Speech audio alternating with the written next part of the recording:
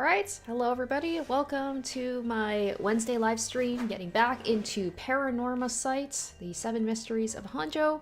Thank you for joining me tonight. What are we at? Part 5? So I imagine we're probably a little past halfway through. Oh boy, I try to remember about what happened. We had a lot of information pop up. Stuff related to Michio. I believe that is the classmate, Yako's friend, who passed away. So we learned that there might have been something going on with her and that teacher, and that might be why she died, and she might actually be the cause of that teacher's death. So it's gonna take me some time to remember like everything that happened in the last episode. It was a lot of Okay, is it working now? People are saying that the feed is messed up.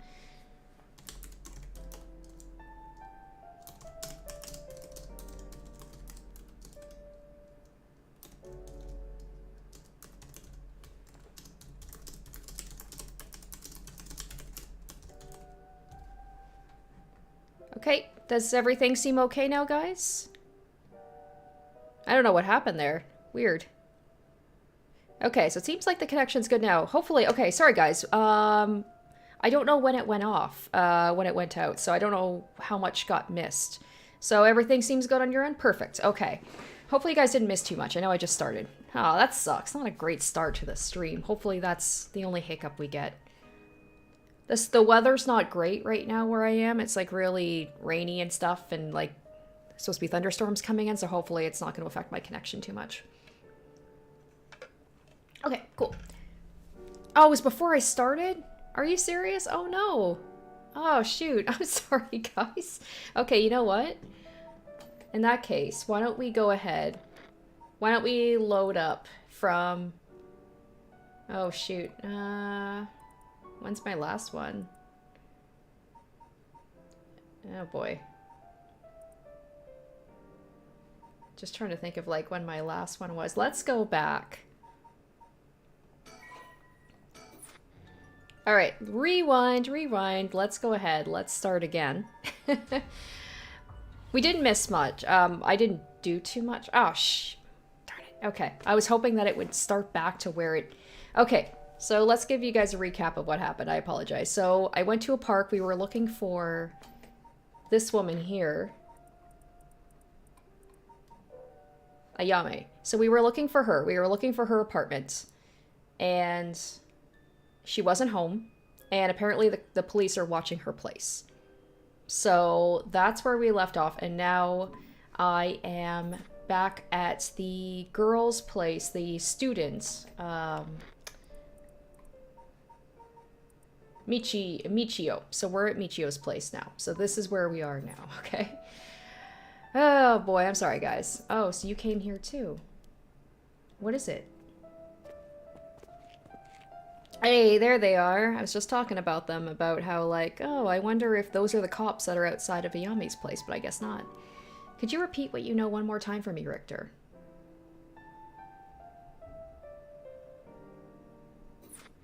Oh, okay, well. So now we're going back to Tetsuo. With dusk fast approaching, they have no time to waste. With that in mind, Tsutsumi and Ario direct their investigation towards Komagata High School and the Shirashi residence. Oh, I like this music. Very, very peppy. Okay.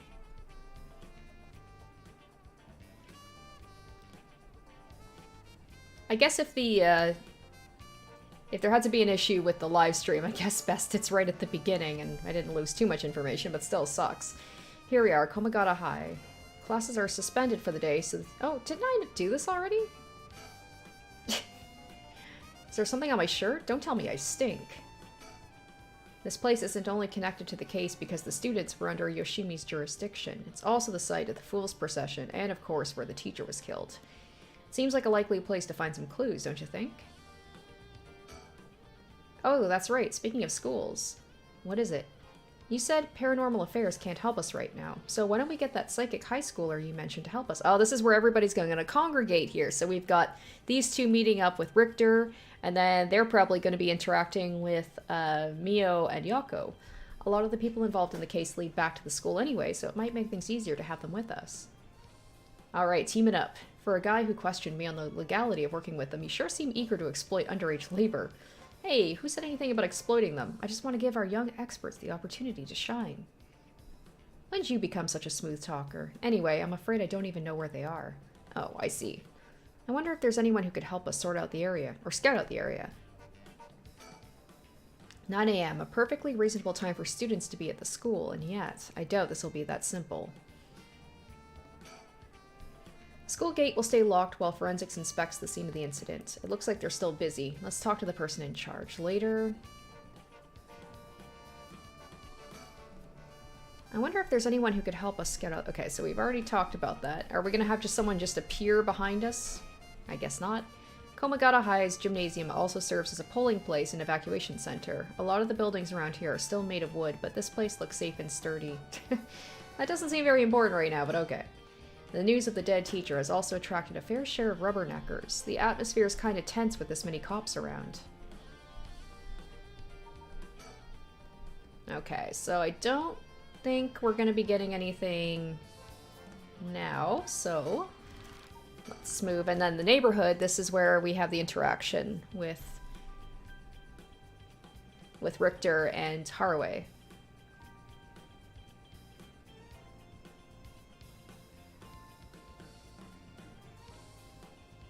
It seems like Michio's house is at the end of this road. We don't want to intimidate them, so maybe I should go alone. Yeah, he definitely is the least intimidating of the two of them. Ario's checking the shirashi house at the end of the road. The street's real narrow, so two big guys like us would stick out like a pair of sore thumbs. Okay. So, the Shirashi household. There's a chance Michio didn't actually kill herself. It might be for the best we didn't find her parents. The house are really crammed together in this narrow hallway.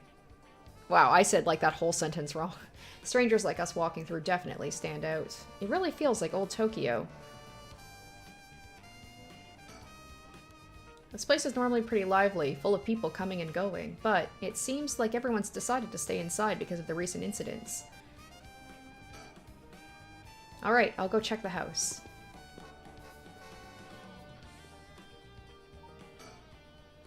Okay, Shirashi house. Okay, so he's already said that. Ario's off checking the Shirashi household. I'll just wait till he gets back. Am I just supposed to kind of twiddle my thumbs? I'm assuming I'm supposed to... Okay, there we go. Except he's saying the same thing, so I just have to... Oh, there we go. Oh, you're back. That was quick. No luck, boss. No one home? Doesn't look like it. I knocked for a while, but nobody came to the door. I glanced in the windows, but there was no sign of activity inside either. And I saw about 3 newspapers stuffed in their mailbox. Okay, so we can suspend a transaction. That's kind of cool. Ario looks kind of disappointed. Okay, let's try again later. So you cannot currently progress any further. Once your situation has changed, select resume to try again. Pressing suspend will return you to the story chart. Okay, cool.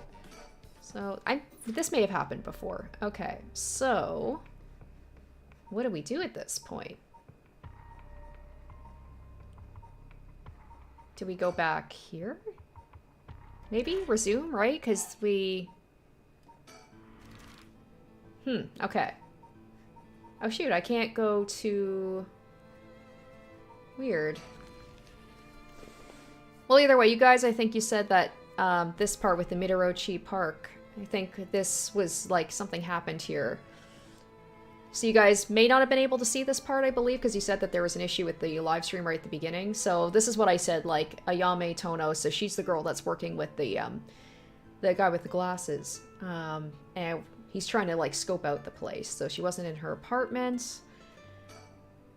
This place is connected with the story of the Taiko of Sugaru. Not only that, but Katsuhiko Hokosai's house was also in the area. My goodness, to try and keep up with all of these people. That might be why Ayame chose to live here. That's the painter.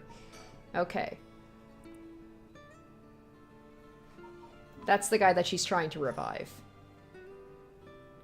I would say of all the people, that's probably like the one that I'm least like sympathetic to. Like, I will take someone trying to revive their dog over like some artist that you've never met. Seems picking up Ayami's trail is out of the question for now. Why did we even come here? Alright, we want to go check out Ayami's apartments. Sorry for skipping things along, but I just kind of like redoing this bit even though I've already done it, but you guys haven't seen it, or at least I don't think so. So she hasn't returned. Notice a few people seem to be related to the police force, keeping watch in the area. I don't know if they've got eyes on her apartment, but they appear to be watching the building it's in. Interesting. You've got a sharp eye to have noticed them despite them being so covert. What can I say? It's part of the job. However, it meant I had to refrain from knocking on her door or looking through her windows. I wasn't able to check her electric meter, unfortunately. You were planning to go that far? Okay. So, Revealing Storm said the squares on the chart that aren't grayed out are scenes where you have stuff you can do or unlock. Okay, cool. So, in that case, story charts. Oh, any must be from the beginning. Okay.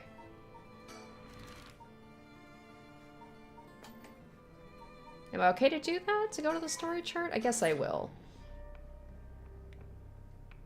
So the squares in the chart that aren't grayed out. Okay, so that's these ones here. Okay, cool. Thank you. So let's go back down to... We'll go to Yoko, because we haven't... okay, let's go from the location selection. This is where it gets a little tough, where I'm just like, okay, so there's something, right? Like, this is the way I'm supposed to do it, right? Because it hasn't been grayed out. There's still something I'm missing.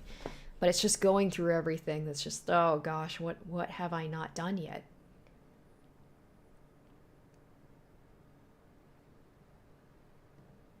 And so... Mio Kurozuzu and Yoko Sakazaki decided on their next location to investigate. Oh, okay. Okay, so we'll resume with this, except I'm suspending the transaction. Suspending the... Okay, so let's try the high school again, I guess. If there's something, maybe if you guys can help me out about, like, which way to do it, feel free to let me know, just so I'm not, like, wasting your guys' time, because I know that there's, like, a good chunk of this I still haven't done yet. So I'm just kind of redoing everything. But there's something I'm missing here. There's something, obviously, I haven't done yet. Nope. Hello, RED Cosplay. Thank you for, tuning into the live stream. Yeah, it feels like I'm just kind of like spinning my wheels here. I'm just kind of repeating what I've already done. And then we went to the neighborhood and then I had to suspend the... I keep wanting to say suspend the transaction. It's my retail part of me seeping in. My goodness. Okay. And then we did this part and then this is where we had to suspend the investigation. So I'm like, what am I doing wrong? I'm going in the wrong order. I must be going in the wrong order. So we know that these guys meet up with Richter. So we have to get Richter and these guys to meet. But then we also have to get these guys to meet up with Mio. Because they need her help.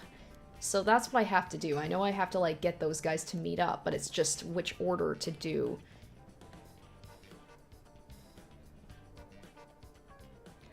Oh, cool. Okay. Thank you, Revealing Storm. So they said to move the 2 high school girls to the school, then go back to this. I love it. It's like putting, if we want to use like Umineko terms, it's like putting the chess pieces in place. I didn't think about that kind of like, that's kind of a 4D way of thinking about it. Like you actually have to place the people at the scene to get them to actually interact with each other. That's pretty neat. Okay, let's do that. Let's do that. Okay, so we got to put these guys at the school. So we'll start from the school.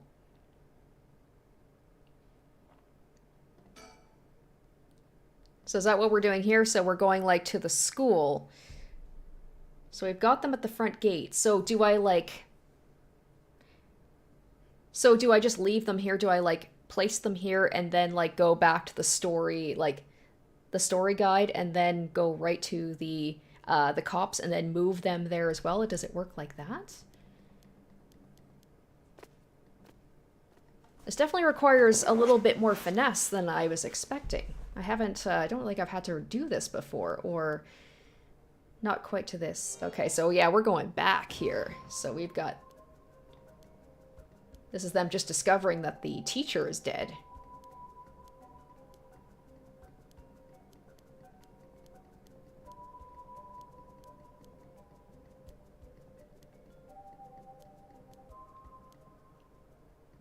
Okay, so that's the students. Okay. Oh, except now they're away from the school. Okay.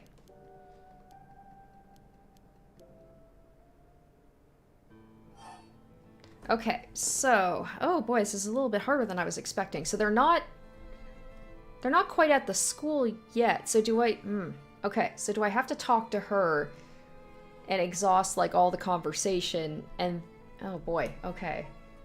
Because I remember this being quite a long conversation.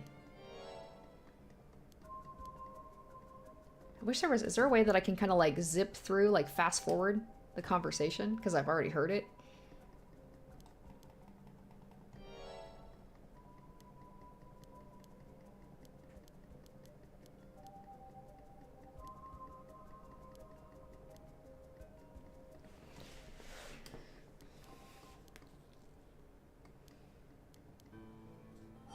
Oh my gosh, yeah, there's so much here. I'm just like, do I have to hear her, like, say all of this again? Because then, boy, okay. I guess in the meantime, while I'm doing this, how is everybody? How's everybody doing today? Trying to think if, like, anything is really, I've had anything happen in the past little bit? Okay, thank you. Thank you. Okay, so you have to go to the most recent scene with them going to all the different areas. Thank you. Okay, I think there was... Damn it, location selection. Ah, okay. Thank you. Sorry, guys. It's, this is a little bit different from what I'm used to doing with this. It's gonna take some getting used to. But thank you, Revealing Storm MVP, of this for helping me out, because otherwise this would probably take me, like, easily twice as long. Okay. Miyokuro's... Okay, they decide earnestly to investigate. Okay. Okay, it's just as simple as that. It's just as simple as that. Oh my gosh, I feel so dumb. Okay, now we go to the high school. Yes, this will work, hopefully. Okay, once I got this going, hopefully we can... Man, there they are! Yes, thank you, thank you. We've got it, we've got it. Perfect. Okay, I've got the gist of, like, this. It took me a little bit of time. Oh man, but between the live stream, like, having a little bit of an issue at the very beginning and then me struggling with this, thank you guys for being so patient with me. Hopefully it'll be smooth sailing from here. Alright, Komagato High. Sweet. Yay! That's... Boss? What is it? You want to talk to those girls? So we're gonna have to do the same thing then with going to in front of Michio's, or whatever her name is, to her house. We're gonna have to have it so that Richter and the cops are in the same spot, right? Okay. Yeah, I do. This is divine intervention. We were brought here for a reason. Come on, Ario. Huh?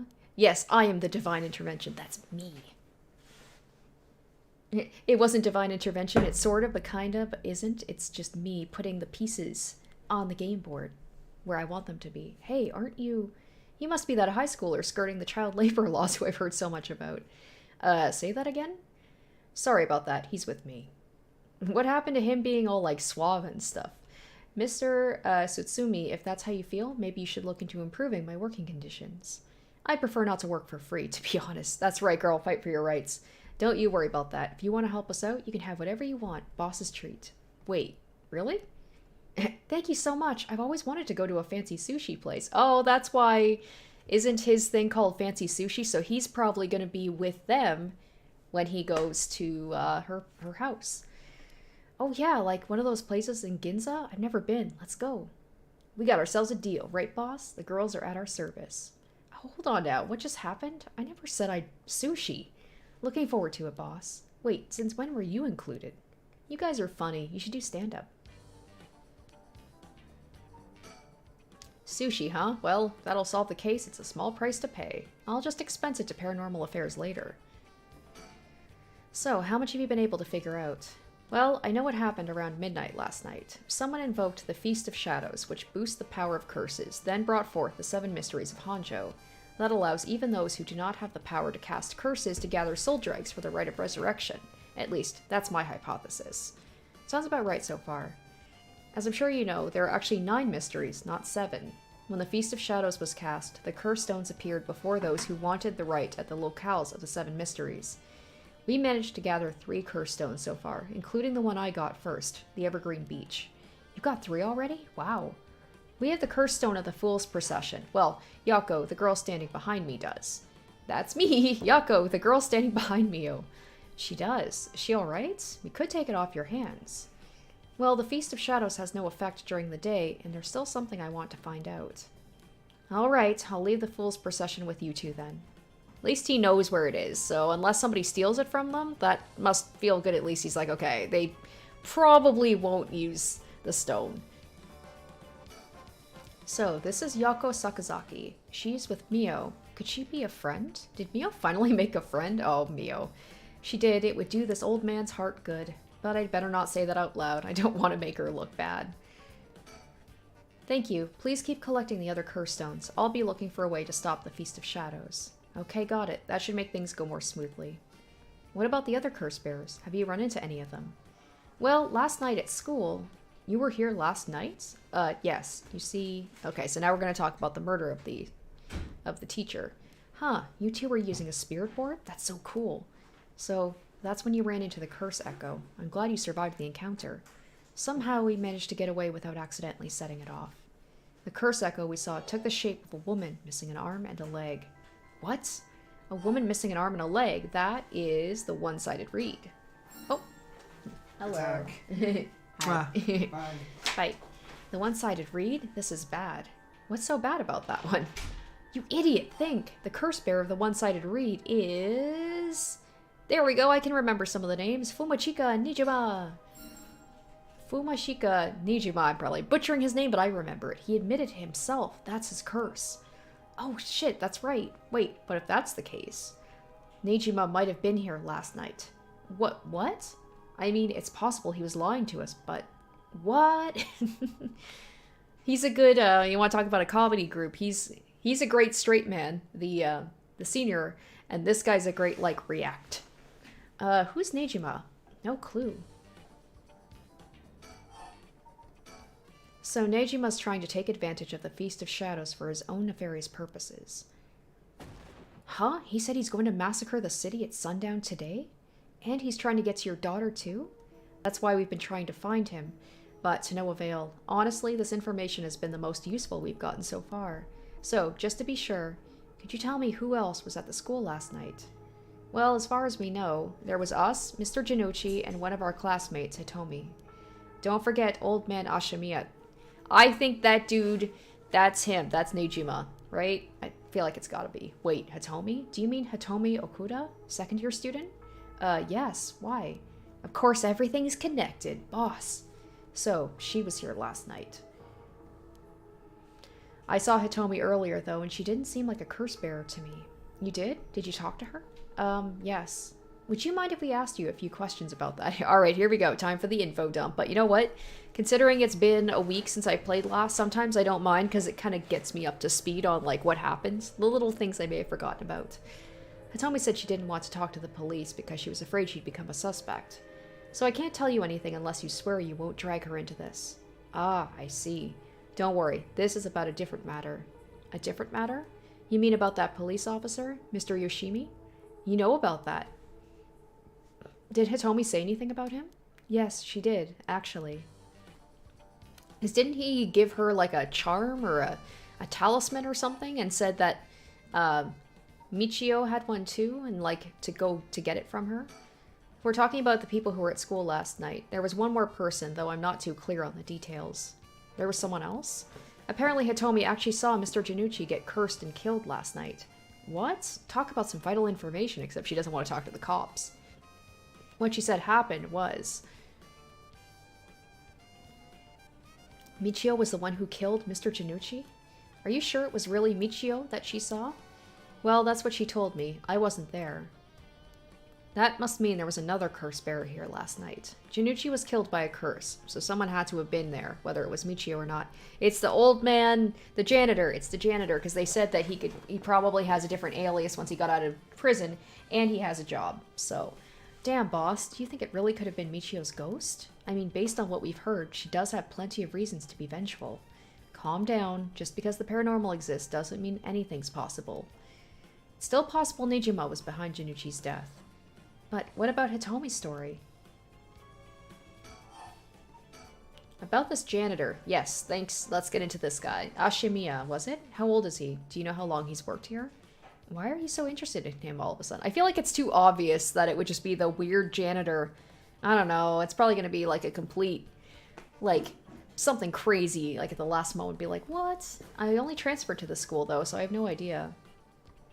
Because I looked at that picture of Nijima, and I looked at, like, unless he lost a lot of weight, I don't know, I was trying to look at the face to see if they looked familiar, and I couldn't really see it. He's around 50. He came to our school about half a year ago. No one knows what he did before, so there are all kinds of rumors about him. I see. Thanks. I think I'm starting to get a better picture of all this. So I'm wondering if that age adds up. I'm not sure. Because I think I'm not sure. I can't remember how long he was in prison for. And I think he was like in his 20s when he did all those murders. Listen up. It's not uncommon for former prisoners to find work under an alias after their release. The notoriety attached to their former name can get in the way of proper real bit. Okay, so the fact he's saying it makes me think maybe it's not him. Could be, but it might not be. What are you? No way. Ario, have the officers apprehend the janitor. He worked the night shift, so he might still be in the overnight room. It just feels like too much of a convenience. Like, they're gonna have him locked up in, like, a holding room or something, and the murders will still happen, so they'll be like, well, shit, it can't be him. Or maybe we'll do an interrogation of the janitor, right? Boss, bad news. Apparently the room's been empty all morning. It sounds like they've been looking to question Ashimiya too, but couldn't find him anywhere. Well, no. That all but confirms it. Just one more thing to check. Are there any photos of this Ashimiya? The old man seriously hated getting his picture taken. He'd always avoid it. Ario, call an urgent search for Makoto Ashimiya. We can't let him get away. Yes, sir. I'll contact HQ right away.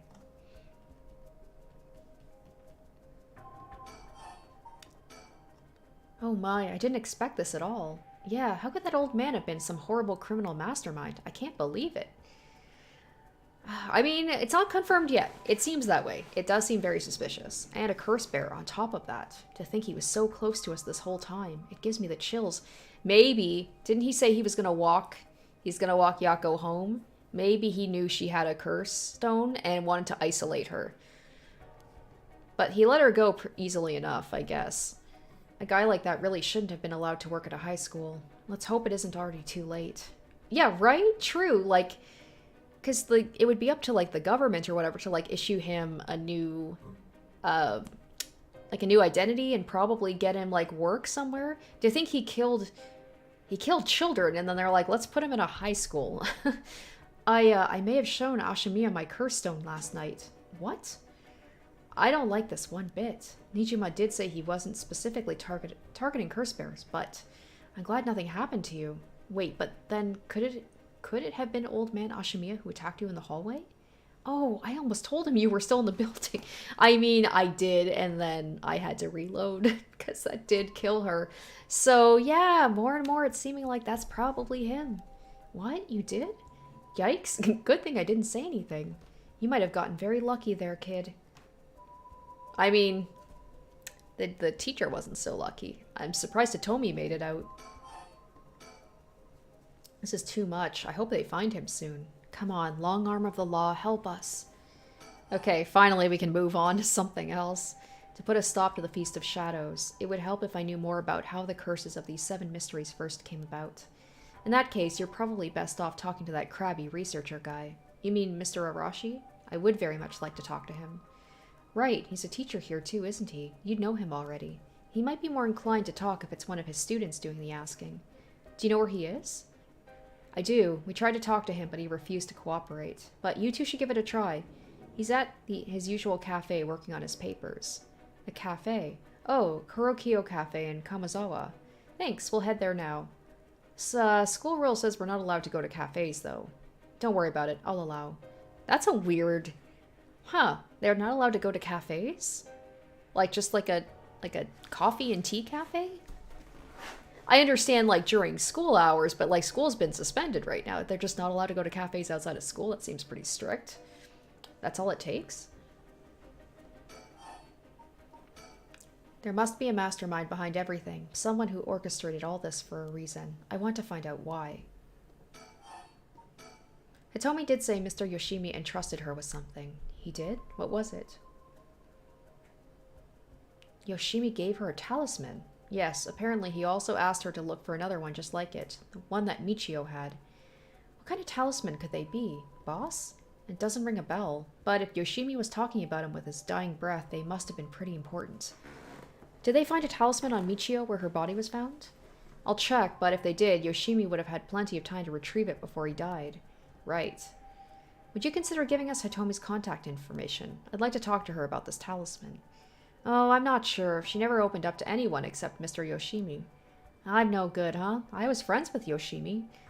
Or Area just has to go undercover as like he's just gonna look like a real tough guy. Because that's what like kind of Hitomi said was like he looked like a punk, but he, you know, and I think that kind of like disarmed people a bit.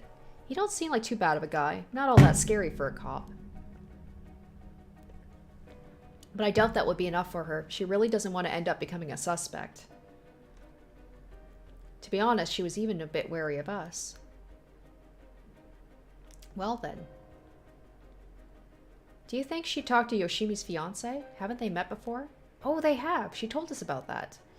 She might be willing to talk to her. Alright, then we better find her fast. You haven't been able to reach her? That is a little worrying. Mayu Chozawa will let you know as soon as we manage to contact her. Okay, I'd be willing to give Hitomi's contact information to her. Oh, right, one more thing. Hitomi told me Mr. Yoshimi gave her instructions in the event something happened to him. He told her to give the talisman to Mr. Nagagoshi from the police headquarters. What? So it was a Nagagoshi case? He's behind it. I don't know. Every time they bring somebody up, I'm like, they're the ones behind it. Why would Yoshimi tell her that? Could you check on that? I will, but, well, I don't know if they'll pick up when I call. Is he with the Paranormal Affairs Bureau? Well, yes, Nakagoshi's the chief, but he's almost never in, so I don't really know the guy. To be honest, I'm not even sure if he exists or if he's just a figurehead. I've never spoken to him myself. All of Paranormal Affairs cases are referred to as Nakagoshi cases. Jeez, what's up with that? I feel like that's gotta be important. I don't know. Maybe he's covering stuff up? But if he was, it'd be weird to send like a high schooler in to check on that stuff. That amulet Hitomi was looking for may be the missing puzzle piece to this mystery. Okay, so we're done with that. Oh gosh, we haven't even talked to Yoko yet. This could be a while. What was that thing you mentioned about Michio earlier? Something about a grudge? Did you know anything about her? What's your relation? I'm her friend. I was actually planning to resurrect her at first. Ah, I see. We gained quite a lot of information from you two. It's only fair we share as well. Tell her, Ario. Alright, keep in mind this is just a theory. Okay. After re-examining the crime scene, Yoshimi concluded Michio's death wasn't a suicide, but a vehicular collision. Wait, what? An accident? Being hit by a speeding truck or van would have resulted in similar injuries. The investigation was ordered by Yoshimi, so it seems he had his doubts about it being a suicide. What? A van? Speeding? Whoa. Okay, that seems like big information. What's this? What's this? Yako, what's wrong? Are you okay? What's this? So she's having... Is she having like a flashback? Is she having... Oh! Is she having like a premonition? A van. There's a young man in the driver's seat. In the passenger seat. A woman. Okay, so she saw something there. Interesting. So maybe if like Michio is... If she's kind of around, because like they saw a girl with pigtails. Maybe... Yako, because she's got the curse stone, maybe she's like more in touch with the paranormal, so maybe she's like getting memories from Michio. Yes. Wait, was I? Are you back now? How do you feel? You're covered in sweat. Maybe she even got, like, possessed by Michio and, like, has her memories or something. Ha. Yeah, I'm okay, I think. Sorry, I went a little crazy there. It's no problem, as long as you're okay. That was quite the surprise, though. Okay, that was interesting. Can we get some more information about that? Yoshimi talked to you about Michio, didn't he? Well, he didn't give me specifics, if you're wondering about that. So I don't know what was truly on Michio's mind either. Right. Do you have any idea why Janucci was so scared of Michio? Well, about that, I'm not sure exactly how to put this, but... Oh yeah, there was all that stuff where he was, like, blackmailing her. Well, I half expected it was something like that. Thank you for telling me. Sorry, it's hard to explain. I wonder what he got his hands on to be able to blackmail her like that. Michio, what happened? Okay. Mio Kurozuo, she's like a disciple of the Paranormal Affairs Chief. I've heard that she helps out with investigations free of charge under the guise of training. And she wants to get paid. Pay the girl. She's putting her life on the line. I feel like she at least deserves. Give her her sushi. Although she's my old boss's protege, she helped me out plenty while I was in Paranormal Affairs. She may look meek, but she's got strong spirit sense, sharp instincts, and courage, plus quite the brain to back it up. That said, I can't help but think there's some kind of darkness following her around. It's usually easier to let Ario do the talking when it comes to young people, but we only have a day. It'll be quicker if I take the reins. Okay. But I did manage to win them over with the promise of food. Let's see how this plays out. Janucci was almost definitely killed by a curse, but I wonder about the exact cause of death. If the curse's origin and the cause of death are connected, it could give us another lead. This one is a hell of a coincidence, huh? There's this random girl you know who's already involved with the case. Okay, is there anything else here? Oh, I can talk with her a little bit more. Oh, that's all she's saying. Okay. Forensics is still investigating the area. I didn't really want to bring these kids to a place like this, but there were too many onlookers outside for us to speak comfortably. Besides, it'd be good to have Mio look around the scene too. There we go. What's that rope all about? It indicates where Janucci's body was found. They've moved his body, but this way we still have an idea of how it was found. Yikes, that's a little gross. You can even see how his arms and legs are all... Ugh. Cool it, Ario, you're scaring her. This kind of stuff's a little much for a kid. Hey, I'm pretty sure she only asked because you were staring at it so intently. Alright, that's enough. Mio, what do you think? I knew it the second I looked at the scene. You're right. Traces of a curse still linger here. I figured as much. Does that mean Janucci was killed by one of the curses of the Seven Mysteries? Yes, a strong curse like that always leaves behind a trace. Mio, you're so calm. Are you used to this kind of thing? I wouldn't say I'm used to it. It just comes with experience, I guess. No? I've heard some stories about you. Didn't you investigate a gruesome scene where someone had been killed by a paranormal attack without breaking a sweat? Stop it, Mr. Sutsumi. She's going to get the wrong idea. That's amazing. Mio, you're a professional. Aw, there we go. She's worried that Yako's gonna, like, be scared of her or judge her, but I think Mio's got a fangirl here. Totally, you're cool even in the face of death. That's awesome. When you put it like that, I'm not sure how awesome it is. Hey, boss, Forensics is calling. I'll go see what they have to say. Boss, they found this on the ground a short distance away from the scene. What is it? A ribbon. Yeah, the kind you use to tie up your hair. I wonder if it's Michio's. What? I've seen that ribbon before. Yep, that's Michio's. You have? Go on then. That's the ribbon Michio always used to wear. Yep. What? I love the reaction. Just the reaction shots. So doesn't that mean Michio was here? Are you sure? Definitely. I have the same one at home. We bought them together. That has to be hers.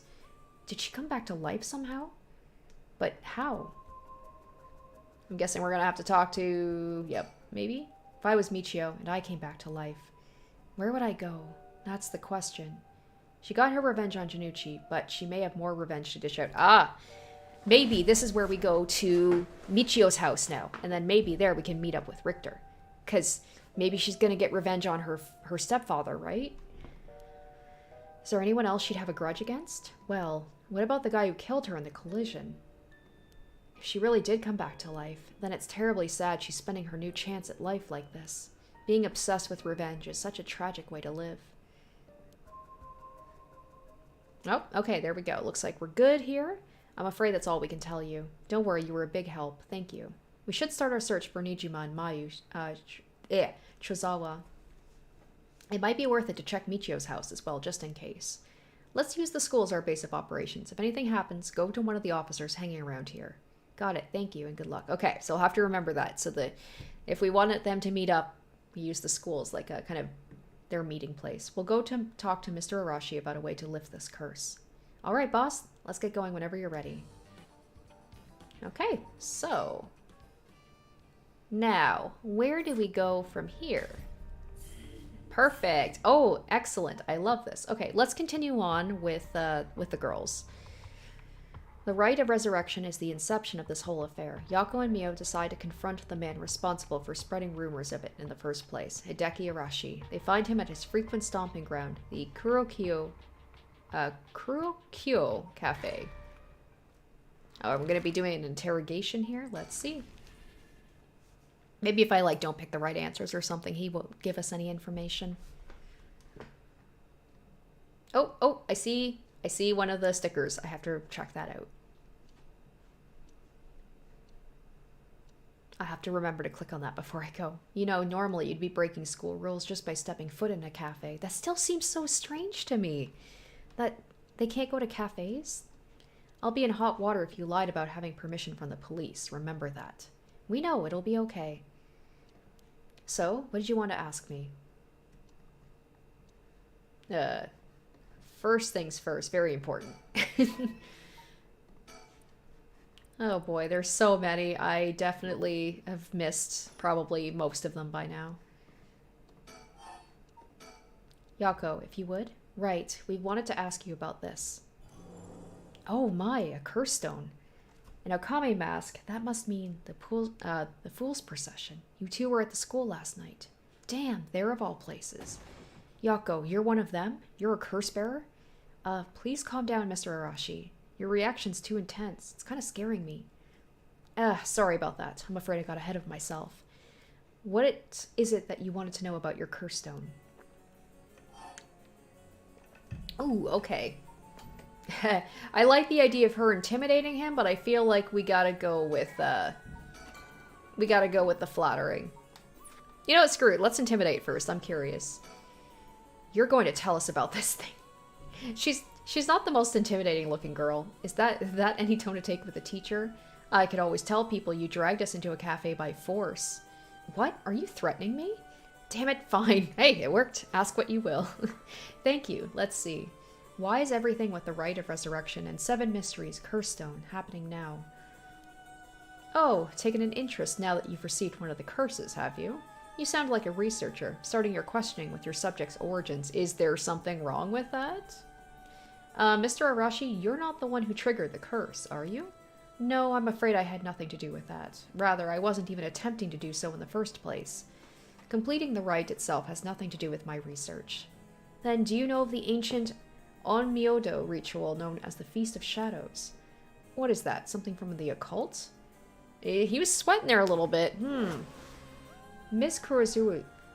I always have such a trouble with her last name. Miss Kurosusu. You look like the type to be interested in those things, but it's outside my field of expertise. In that case, why do you think the rite and curses have appeared now? I believe this is the intentional work of someone. It's certainly not something that would happen by accident. Why is it you want to know? Well, he may not tell us anything else if we say that we're trying to stop the curse. We need to make something up. Right. Make something up, okay. Well, you see, we just have such intellectual curiosity and think it could really help your research. I see, now that you mention it. It seems like he's reluctant to answer. Then how about... Alright, let's ask about his research, because he probably wants to talk that up. Then, what does that record of fate that you've been researching say about the rite of resurrection? Oh, I see. That's what you want to know. See, as soon as it's about his stuff, he perks right up. Allow me to first elucidate you regarding the author of the record of fates. A special privilege, I might add, since I have yet to publish this in a paper. Yeah, okay. I love she couldn't even pretend to sound interested. The Record of Fates was written 200 years ago, in the latter half of the Edo period. It was written by a skilled but little-known onmyoji called Saimen Tsuchimikado. This is important stuff. If nothing else, remember this. Ah, yes, yes. I will definitely remember this. Simon. I'm just going to call him Simon. I've never heard of him. I'm sure you haven't. He was born in a famed Onmyoji family, but split apart to practice forbidden arts in secret. He used whatever name was most convenient for the situation, so his real name barely exists in records. Or so it was written in the Record of Fates. Huh. As brilliant as Simon was, he was also an eccentric. He delved into researching the Rite of Resurrection, a legendary forbidden ritual that had never been completed. However, by involving himself with this forbidden ritual, he was expelled from his family and eventually found himself in Honjo and Edo. The Record of Fates are the writings Simon recorded on the road to Edo. I see. So he wrote how to perform the rite itself? The Rite of Resurrection makes use of Abe no Simon's Saimei's specialty, the Taizen Fukan ritual, a means of communicating with the afterlife. It uses soul dregs to replicate the soul of a dead spirit that's been called. Wow, I never knew something like that existed. See, Mio sounds like actually genuinely interested. Thus, it's thought the only ones who could use it are those with the ability to turn human souls into soul dregs in the first place. So the Rite of Resurrection calls for that ritual to be performed in advance. Then, when the soul dregs are gathered and infused with the wish of whoever's performing the ritual, it can be completed. The contents written in the Record of Fate, and there's no more? What about the 7 mysteries, or the curse stones? There is nothing written about them in the Record of Fates. The curse stones are separate from the Rite of Resurrection. Their curse is one used to enable one who is unable to perform such rituals to be able to use the rite. That's similar to what Mio said, actually. Oh my goodness, okay. I guess I feel like this is probably important. I was calling him Simon. Saimei? Whoops. Okay, so Onmyoji, a government position tasked with performing divinations and rituals. Okay, tasked with exorcising demons. Okay. Reserved for the upper class. Okay, good to know. So they're basically like professional exorcisers and all that good stuff. Because I was wondering what that is exactly. How are the 7 mysteries related to the rite? Excuse me, Mr. Arashi. What is it, Miss Kurosuzu? You published a theory before the incident took place. It said the Rite of Resurrection and origin of the 7 mysteries of Honjo are related somehow. What proof did you have of that? You really know your stuff, but about that. That was a somewhat sensationalized piece written for occult magazines. Oh, really? It was just nonsense? Not exactly, rather. It's not a complete fabrication. There is a basis for it. And that is, well, I suppose there's no harm telling a couple of students so passionate about this topic. There is something I discovered from referencing numerous texts unrelated to the Record of Fate. It was just after Oh, it is Simon. Okay. Simon. Tomato, tomato. There are records of a conflict over a ritual used to resurrect the dead in Honjo. A conflict over resurrecting the dead. I don't know the details. A man enticed the public with claims of a spell that could resurrect the dead, causing a conflict that ended tragically with 9 dead. That is the only remaining reference. 9 people fighting over a resurrection ritual. I call this tragedy the Honjo incident, and it's long been a subject of my research. And yet they call it the 7 mysteries of Honjo, even though it was 9. I guess 7 mysteries, I don't know, it's more marketable. Didn't they say that there was like 13 of them or something? Or could be more? And I suspect the Honjo incident might be the very origin of the 7 mysteries of Honjo. So what you're saying is, the resurrection ritual at the root of the Honjo incident is Simon's Rite of Resurrection. Yes, that is how the Record of Fates ties everything together. To put it in chronological order, first, Simon brought the Rite of Resurrection to Edo. We can assume that by this point, Simon was likely using a different name. Then in Honjo, 9 people fought to the death over this rite. The Honjo incident. After that, the incident was covered up by an interested party, preventing it from being recorded in history fully. Eventually it was passed down in incomplete pieces, becoming known as the 7 mysteries of Honjo. Okay, that's more or less the course of events. Oh, this one's nice and short. Okay. So that's how they're connected. Then, if I'm getting this right, the 7 mysteries were basically required to gather the soul dregs necessary for the rite. How are the 7 mysteries related to the rite? And there's more. I shouldn't, I mean, I knew when I picked this, like, that they were going to talk to this dude, that it was going to be a lot of information. With this most recent occurrence of the curse, I've become even more confident in my theory. You are? The reason for it being, the resentful memories of the 7 mysteries etched into those who received the curse stones. Resentful memories. Yako, if you really are a curse bearer, then when you obtained your curse stone, you would have had a resentful memory imprinted in your mind. I did. Exactly. Those memories are what happened in the final moments of the 9 who died in the Honjo incident. Broadly speaking, they involved dying while bearing some kind of deep resentment.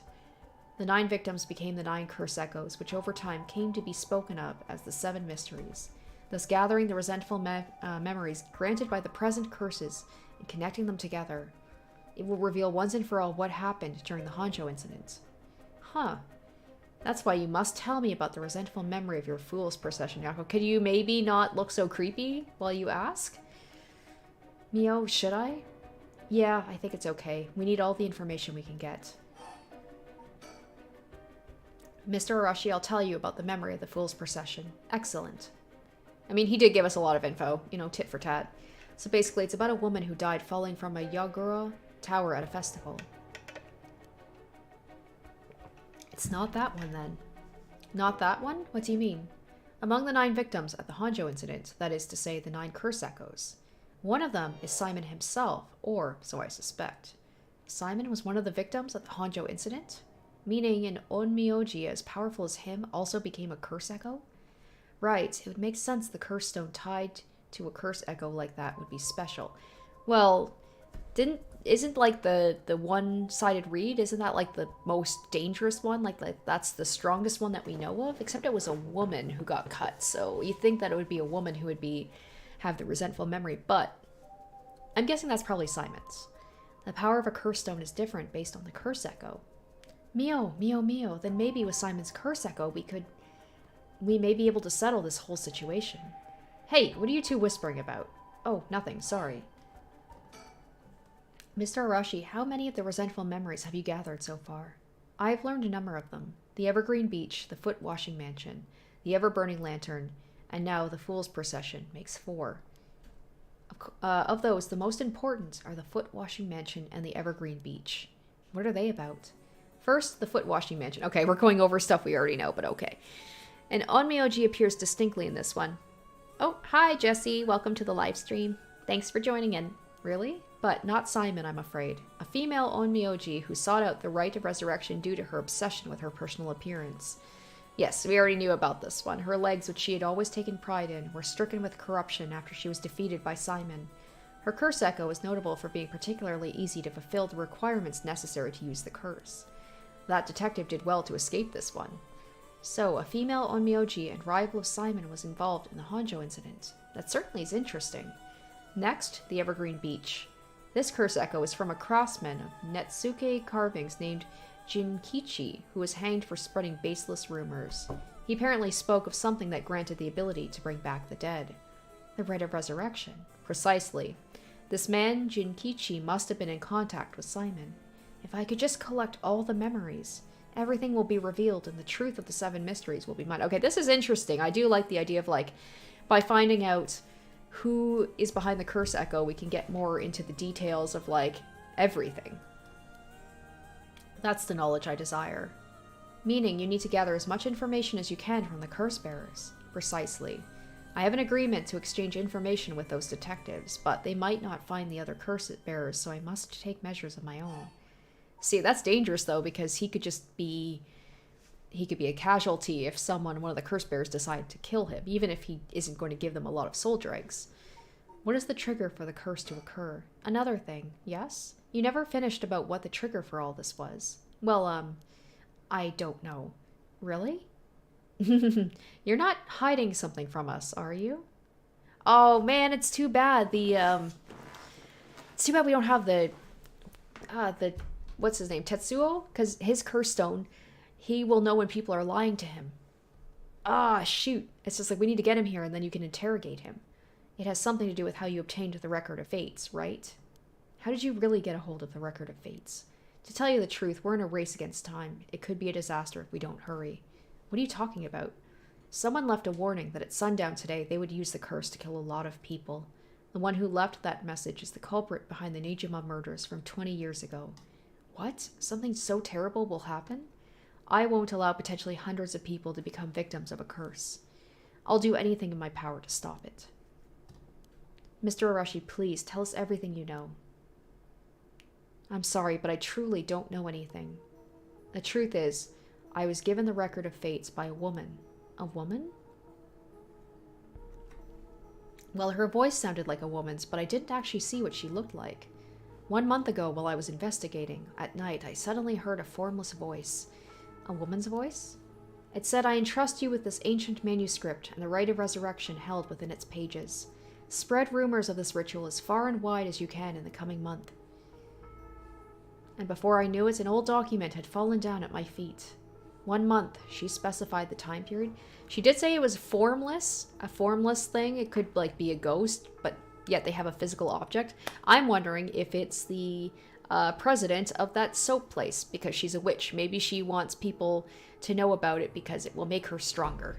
Assuming that she is actually a witch. I don't know. I was told if I did that, I could study the manuscript as much as I pleased. I wanted so badly to verify its authenticity, I ended up accepting. I haven't heard anything from that voice since then. It must have had you spread rumors in order to strengthen the power of the curse, to tie together the curse and the desire to seek out the right. This makes it likely the owner of the voice is the mastermind behind all this. Hence, I went public with the record of fates. Hihaku and occult magazines immediately jumping at the news was a financial boon for me. Ah, Hihaku, as in Hihaku soaps. Okay, right. I mean, oh, no, that's not important. Just personal business. And the fact that someone who worked at Hihaku soaps who got killed. I don't know, was he killed to keep his mouth shut? Was he killed? What was his name again? The very first dude. What was his name again? Shogo. Okie. After that, I waited, trying to predict what would occur in a month's time. Poor dude, like, I forgot all about him. Like, he must come into play with this, right? Because he was alive. And then he was not. That's when the curse began. Those are all the details I have. I told you this much, I may as well give you one more thing. Thank you. What might that be? About Simon's Record of Fates. There is a sort of continuation to it. Another document called the Record of Fates Yin Scroll. Oh my gosh, more stuff. A section written in Simon's own hand was appended to the manuscript, according to which, after the Honjo incident, Simon lamented such a calamity taking place. He apparently wrote the addendum for the event that the tragedy became its own curse. It seems he had an idea the victims of the Honjo incident would turn into curse echoes and be used to gather soldier eggs. It supposedly details how to handle any trouble that occurs as a result of the rite of resurrection. Hold on a second. Don't you find that strange? What's the matter, Miss Sakazaki? You find my information inaccurate? If Simon died in the Honjo incident, then he couldn't have written an addendum. You really don't get it, do you? Am I wrong? Have you forgotten the ability Simon possessed? Of course not. He could use the rite of Oh, you're telling me Simon used it on himself. The rite of resurrection can be carried out in advance, so it activates when the soldier eggs are gathered together. Then, is it not possible Simon himself was resurrected by the rite after it took place? But he'd still have to collect the soldier eggs needed to use the rite. And that's why they died, the 8 others besides Simon. What?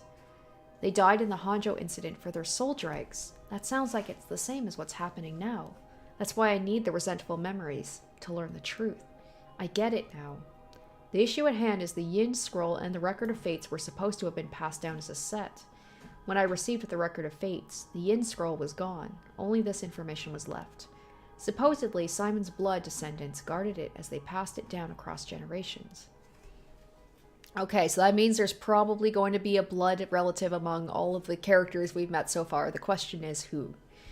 It seems that over their long history, the 2 documents became separated and the scroll's location lost as the family line branched. Simon had descendants, so there's someone out there related to him by blood even now.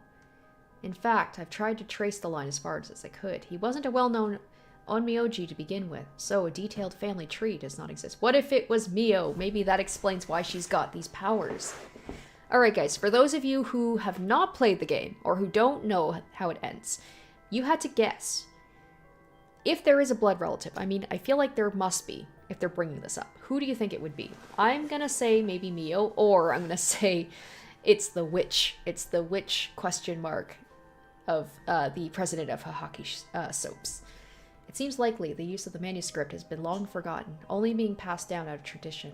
And since they aren't aware of what they have, tracking it down is quite tricky indeed. I feel like Mio would know. I wish I could ask whoever that voice belonged to about the Yin Scroll. I'm sure you do. So basically, in the Record of Fates, Yin Scroll, Simon himself wrote about ways to handle the curse and the rite, yes? Yes, that's right. I've been searching for it all this time, but I haven't found a single lead. So, if you two find out anything about other resentful memories or Yin Scroll... Ah, everybody's saying the janitor. Okay, good point. Yeah, it could be the janitor. I guess it just threw me off because of, like, the woman's voice. I assumed that it might be a woman, but it doesn't necessarily have to be. Tell me immediately. You owe me that much for telling you all this, do you not? Either way, the janitor is a very important part of this. I can say that much with pretty confidently. That's the real extent of everything I know. Okay, Simon, author of the Record of Fates, wrote the Yin Scroll because he feared the descendants of those involved in the Honjo incident might become cursed and used in the collection of soldier eggs for the Rite of Resurrection.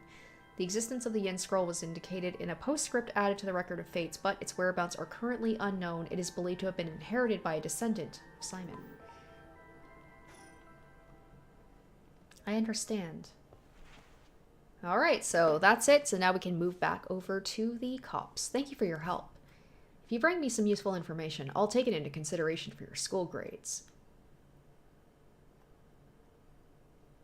Alright, so we learned a lot of information there.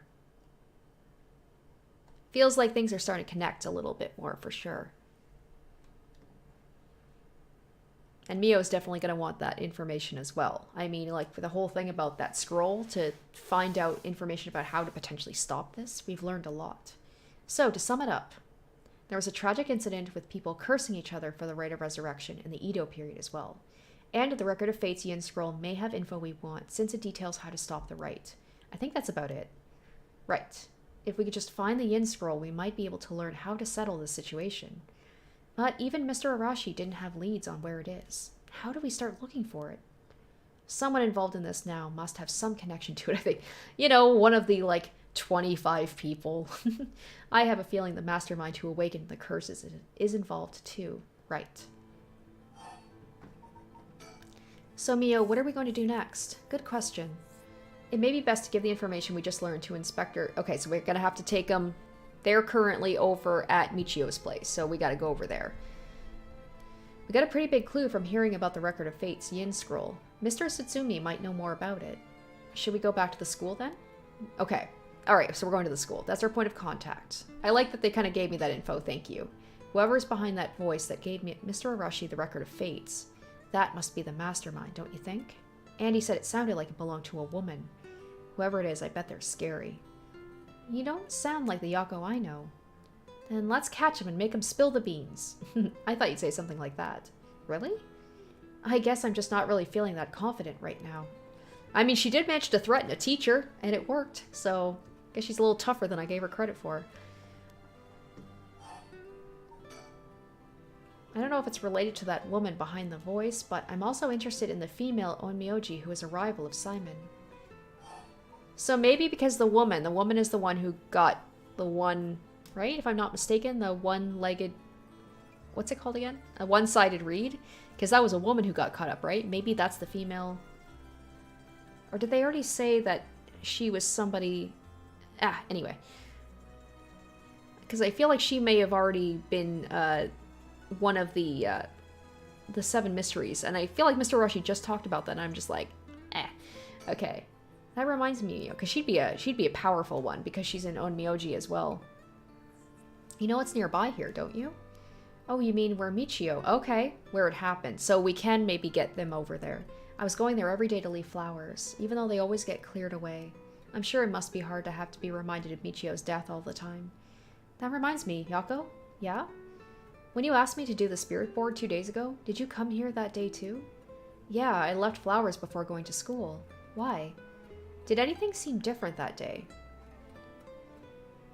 What's that all of a sudden? Oh, Suki asked if I've played Corpse Party. Yes, I have. I played the original, and I played, oh gosh, what's the sequel to it? I've played a couple of them, so if you want to check it out, it will be in my playlist. But yes, I have played a couple of the Corpse Party games. I played the Sachiko's birthday bash, or whatever it's called, hysterical birthday thing, and then I played one of the sequels. Not Blood Drive, the other one. Sorry, I'm blanking right now. What's this all of a sudden? Though, now that you mention it, that day I suddenly felt lightheaded and ended up passing out for a bit. But I came to right away and felt fine, so I didn't think anything that... Oh, I think... So, yeah, and didn't she have, like, she had a memory of, like, Michio before she got killed, so I think maybe she got possessed by Michio. Thank you, RAD Cosplay. Yes, Book of Shadows and Sachiko's Hysterical Birthday. Yes, I played those two and the original. So if you're interested, checking it out, yeah, I'll have a playlist. I played the original, like, 3 or 4 years ago? I see. That's all I was wondering about. Thanks. Oh, I'm wondering if Mio has an idea, like, maybe that's what happened to... Maybe she did get possessed by Michio.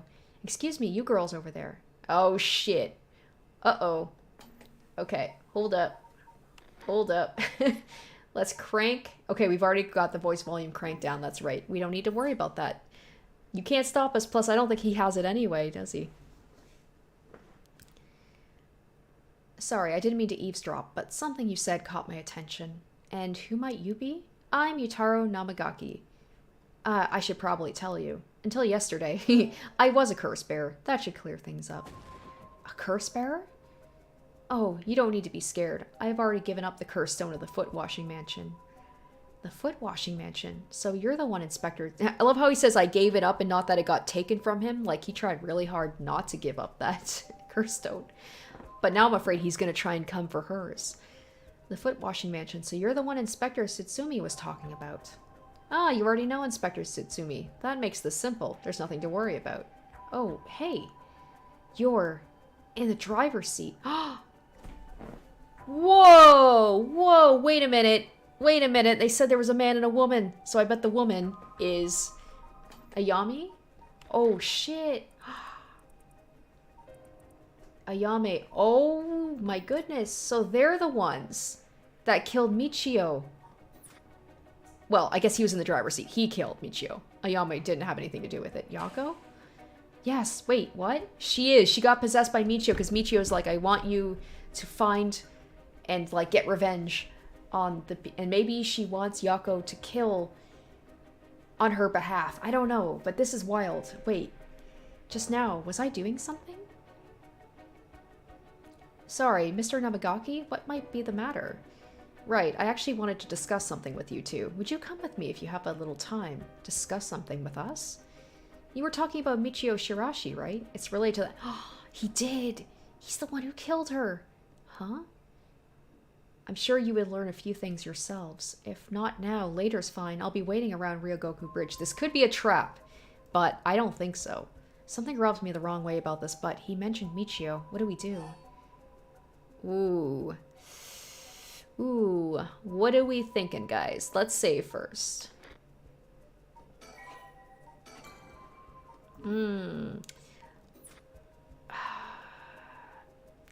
I'm gonna go to the school first because this dude always gives me bad vibes. I feel like he's gonna try and take my curse stone, and if we don't meet up with the detectives and let them know, because maybe they can provide backup if he tries to do something. So I'm gonna do that. Oh, and OMG It's a Pancake asked if I will do any point-and-click games. I'd be down for that. Does anybody have any suggestions for, like, some point-and-click games they think might be up my alley? I'd be totally down for that. Sorry, but there's something we've got to take care of. We'll have to pass. Yeah, look at that. That is not the face of a man. That is not the face of a man who is, like, pleased about this. You totally had some ill intent for us. Is that so? Well, that's too bad. Uh-oh. I'm in no rush, so I'll be waiting at Ryogoku Bridge if you change your mind. Okay, I was going to be like, I guess I'll just do it now. Okay. Okay, interesting. Alright, and now... Okay, so we've got them meeting up. Oh, D. Von Feigl, hopefully I said your name. Hello, welcome to the live... Revealing Storm said to go with. Okay. I saved beforehand, so if I need to restart it, I can always do that. Okay, Haraway and Richter visit Michio's home, having determined her to be a key player in the unresolved kidnapping case from a year before. As the complicated story begins to unravel, they encounter two men.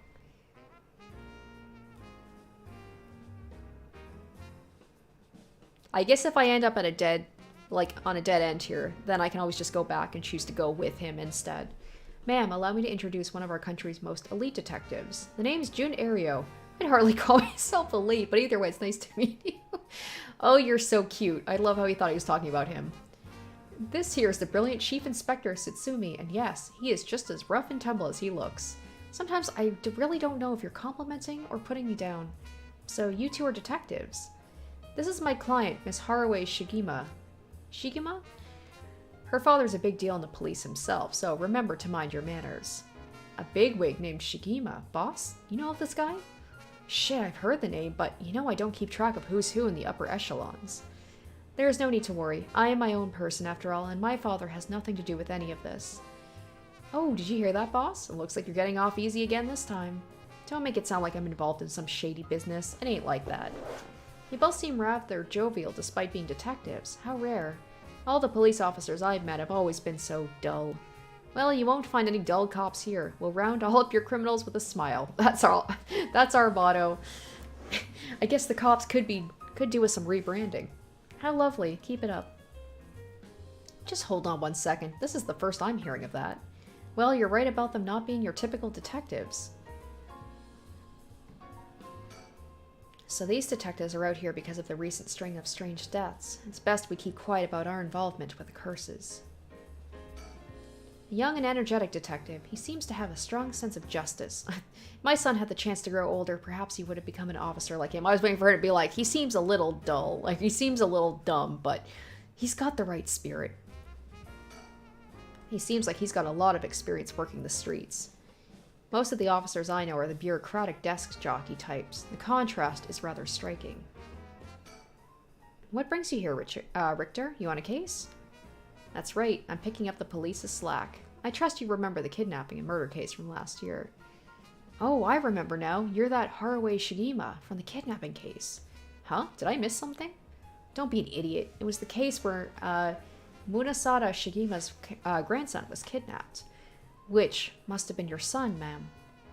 Indeed. The story was suppressed by the news. In the end, it was considered a huge failure on the police department's part. Most of the investigation was conducted in secret, and unfortunately the department's unwilling to reopen the case. Any investigation carried out afterwards turned up nothing, which is why I'm now on the job. So, they never caught the culprit, huh? That's rough. So your findings have brought you to this place, then. That's right. An individual connected to the case used to live around here. Used to? That's right. As of last week, they're deceased. We'd hoped to talk to the family. No one was home when I checked last time, so we figured we'd try again. Interesting. It sure doesn't look good on the police to be mishandling cases like these. If there really was a culprit, it should be our responsibility to bring them to justice. Well, I do consider the police my people. So you consider the blame to be shared. You've got a stern side as well, I see. Okay, so 5 days a stranger. Alright, I will make note of it. You know what? Just in case I forget, let me just take a quick moment. I'll write that down. I'll check that out after the stream. Because, you know, after I'm done this, because I figured this will probably take, what would you say, like another 2-3 live streams of this, and then, you know, I can always find a game to play afterwards. Alright, so there we go.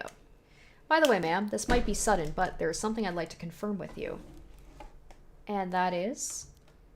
Do you happen to know anything about the 7 mysteries of Honjo? Sorry, Chief, but that's hardly... With all due respect, investigator, I think my question was addressed to the lady. It's if you insist. What do you say, ma'am? Can you tell us anything? I'll say I don't know much. I've heard of the 7 mysteries, but this talk of curses eludes me. Oh! He's gonna know. He's gonna know I'm lying. That's right. Because of his curse stone. Shit. I played right into that. Is that so? Well, I'm sorry for the intrusion. Oh, that makes me want to go back and change my answer. Shit. Come to think of it, I heard some things about this area last night. Something about a strange yet conspicuous man dressed in white loitering around. Wait a second. I assume they're talking about you, investigator. Alright, I gotta take my glasses off, because... Ouch. The earpiece is just pressing against my headphones. Well, I won't argue I'm strange and conspicuously dressed in white. And as it turns out, I was out here last night to conduct my investigation. Well, Richter's telling the truth. So... Did you run into anything strange or out of the ordinary? We have to be careful when we talk to this guy. Now, the thing with Haraway is if, like, she's lying by omission, she doesn't say anything, that's also going to look suspicious. Out of the ordinary? I guess I did observe a few suspicious characters. You were asking about curses now. Why would a public servant be interested in the occult? Boss, Richter's a smart man. He could help us if we tell him what we know. I can't promise I'll be of any help to you, but I am interested in hearing what you've got to say. Something's happening at Honjo, isn't there? It must be something big if they've got your head office guys in on it. Well, I guess it's alright. Desperate times call for desperate measures. Listen closely to what we're about to say, Richter. So by using curses to commit murders, these people collect soldier eggs to perform the rite of resurrection. And these curse stones are somehow connected to the 7 mysteries of Honjo. It's a tough story to swallow, but I don't see a reason to doubt you either. We figured the strange occurrences happening around here recently are connected to these curses. To get the situation under control, we've been searching for the curse bearers to confiscate their curse stones. Do you have any information that might help us? That's tough. I never expected curses and other mumbo-jumbo to play into this at all. But, if we're talking shady characters, there was a middle-aged fellow I saw in South Waragusway Street. He had an average build. He was anxious, like he was searching for prey. Boss, what do you think? Well, considering the location, it could have been Hideki Arashi. We've already got his curse stone. Impressive. You two are working quick. Did you see anything else? Not that I can remember. That's a shame. If you see any characters who look like they might be carrying a curse stone, it'd be a huge help if you let us know. Absolutely. I'll let you know if I find anything. It's too bad that they don't have cell phones back in these days, because it'd be so much easier to, like, get a hold of them and, like, get them over somewhere quick if need be. Richter, perhaps you could lend a hand in our case, too. There's a number of people we can't track, and finding missing persons happens to be your specialty, no? I hate to disappoint you, but I'm busy enough with this case. The faith of my clients is what keeps me afloat. I have to prioritize requests by the order in which they come. I see. Well, I can't say that's not fair. What do you need a private investigator for, anyway? The cops should have plenty of bright folks to throw at the job. True, but this isn't an ordinary case we're dealing with here. Huh? By the way, that reminds me, Richter. Yes? You said the person who used to live here died last week. You wouldn't be referring to Michio Shirashi, by chance. You knew? I thought so. It seems we're here for the same reasons, then. Seriously, Michio was involved with curses and magic? Strictly speaking, the curse part isn't our concern. We're looking into Yoshimi's case. Yoshimi? All right, Hajime Yoshimi's. That's right, he died on the job. I'm sure you heard of it. I heard. It was a most unfortunate loss. So there's a connection between Hajime Yoshimi of the Juvenile Division and Michio. Well, hold on. Let's focus on Michio for a second. You think she had something to do with the kidnapping? Talk about unforeseen developments. Exchanging information should prove mutually beneficial. I'll tell you what I know, but in turn, I want the full scoop on your findings concerning Michio. Sure, to tell you the truth. See, it's a collaborative affair. As long as nobody plans on using the curse stone except Haraway totally wants to use the curse stone, it should be fine. What? You believe Michio's ghost is the one who killed Mr. Janucci? So he wasn't just mumbling nonsense. Oh god, he looks kind of scary. I mean, we haven't fully confirmed anything yet, but the testimonies we've heard and the evidence we found point in that direction. Testimony? You mean from those, psychic high schoolers? Didn't they also say there was a chance Michio hadn't killed herself? Wait, if that's true, then... That's me, I'm also in pain, just being like, I'm trying to figure out what's going on here, but there's just so much. Did you figure something out? I love this. Konkichiro Iwai, huh? Konkichiro Iwai, he'll be the next victim. Wait, who the hell was that? Oh, that's the stepdad.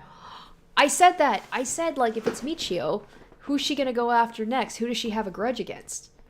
The stepfather, who apparently was not very nice to her. We have to open up the door to the Shirashi's house. We need to look inside. Hey, what's gotten into you? Boss? I'm sure the landlord would give us the key if we asked. Screw that. You know how long that could take? We can ask for permission later. Richter? I mean, he is a man of action and results. Hey, Richter, calm down. We can't just... That's why he gets paid the big bucks, I assume. Take that, you shitty door. That's how you do it. Amazing. Richter, get a hold of yourself. I see you're still the same as always. Everyone, come quick. Look at this. Oh, shit. Well, too late. Whoa, what's up with this room? Boss, there's a dead body in here. Whoa, could that be Michio's dad? Nah, he's her stepdad at best, if that. It's got to be the body of Konkichiro Iwai. There's no doubt about it. This man's a goner. He's gotten real messed up. Looks like he's been like this for a while. I'd say it happened last night.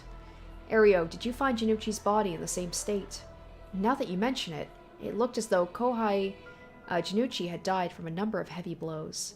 What are you suggesting, investigator? It was Michio Shirashi. She's alive. She used the power of the curses to get back at the men who ruined her life. It's ridiculous. You're suggesting she actually revived? Well, it's like they said... Oh, actually... No, I don't want the auto off. It's gotta be that if she's alive, then. Because they said that that Simon guy was able to resurrect himself even after he'd already died, so maybe it's possible? Oh, there's that... Oh, god damn it. It's the storyteller. I was gonna say, there's the picture of that, the Nijima is like all over the room. That's really weird. My apologies for interrupting, I know. We just arrived at an interesting plot point. But do you really think a dead girl is going around taking revenge from beyond the grave? Consider this. What if Michio Shirashi never died? Oh. But seeing as you've come this far, I'm sure you already know the truth, don't you? Not at all. Not even a little bit. So I'd have you answer me a question. Where in Honjo was Michio Shirashi at the hour of 8 o'clock this morning? Wait, what? Oh, okay. Hold up. Where was Michio Shirashi at 8 o'clock in the morning? Oh boy, I wasn't expecting this. Where could she have been? 8 o'clock in the morning. So if he was killed last night. Was she at the school? I mean, I guess it's just like, you just have to guess, right? I don't know. I see, so that's what you think. Aw, let's take a moment to reconsider what you know and choose again. Okay. So where would she have been at 8 o'clock in the morning? The park? Okay, let's go over. Do we have anything else here? Files?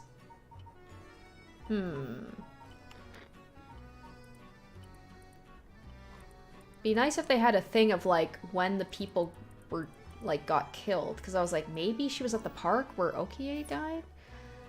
Oh man, I like this. I do like that the game does this, but I feel really dumb that I'm like,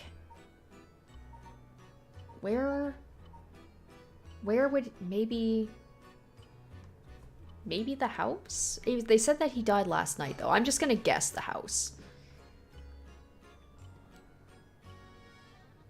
Ah, damn it. I feel so dumb. It's probably gonna be the very last goddamn thing that I pick. The gardens?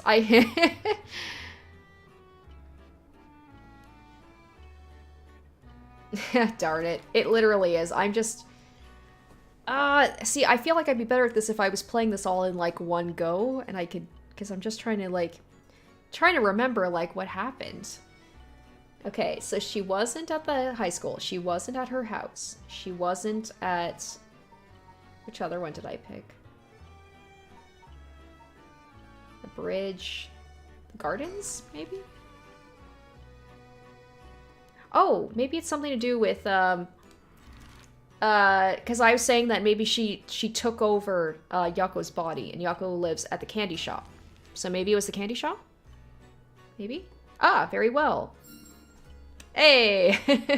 Okay. Congratulations, you're correct. You got it wrong 4 times. Thanks, man. Thank you. Thank you.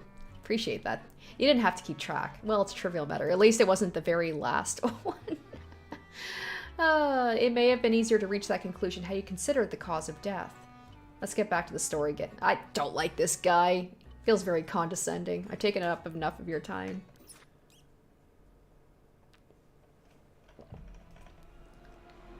So you really think Michio Shirashi? So, if we're going by that logic, I was like, she was at the candy shop, so it's like I said, she probably did take over Yako's body, is maybe using her to kind of enact. Maybe she's hiding in there like a little bit of time, or maybe she's taking over Yako's body and is using Yako to commit the crimes, and Yako doesn't remember? I don't know. So you really think Michio Shirashi is alive?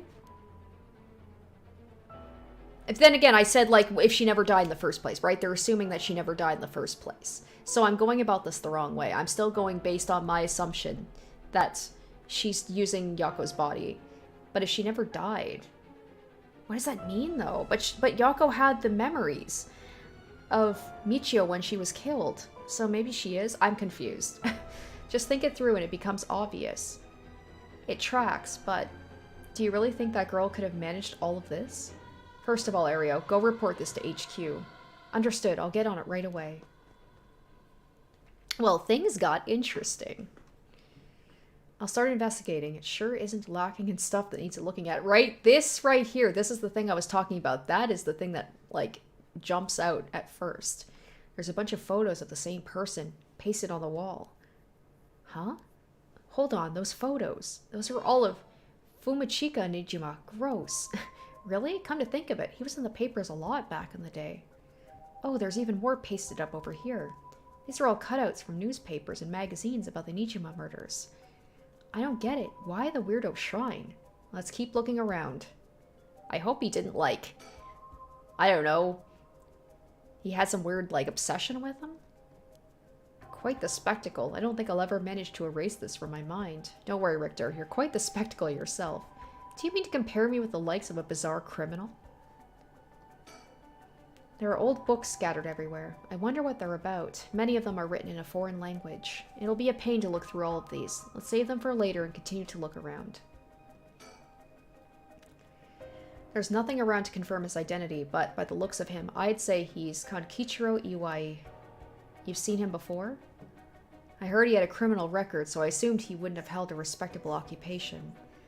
Is this what a curse does to a person? Ma'am, it'd be better not to look so closely. Maybe she'll be less likely to use it if she sees the actual, like, you know, what happens to a person afterwards. It's amazing. Oh, it's amazing. Never mind. I was thinking that maybe she'd have the, like, oh, this is disgusting, but she's just like, ooh. There are candles and stones with inscriptions placed all over. Are these tools for a ritual? Hey, don't touch anything, you hear? Oh, that's right. Considering this is a murder scene, we ought to leave everything as it is. All of this could be used as evidence. If anyone besides forensic toys with it, it will cause trouble down the road. It's off-putting to look at, but I can't help but wonder what in the world this is.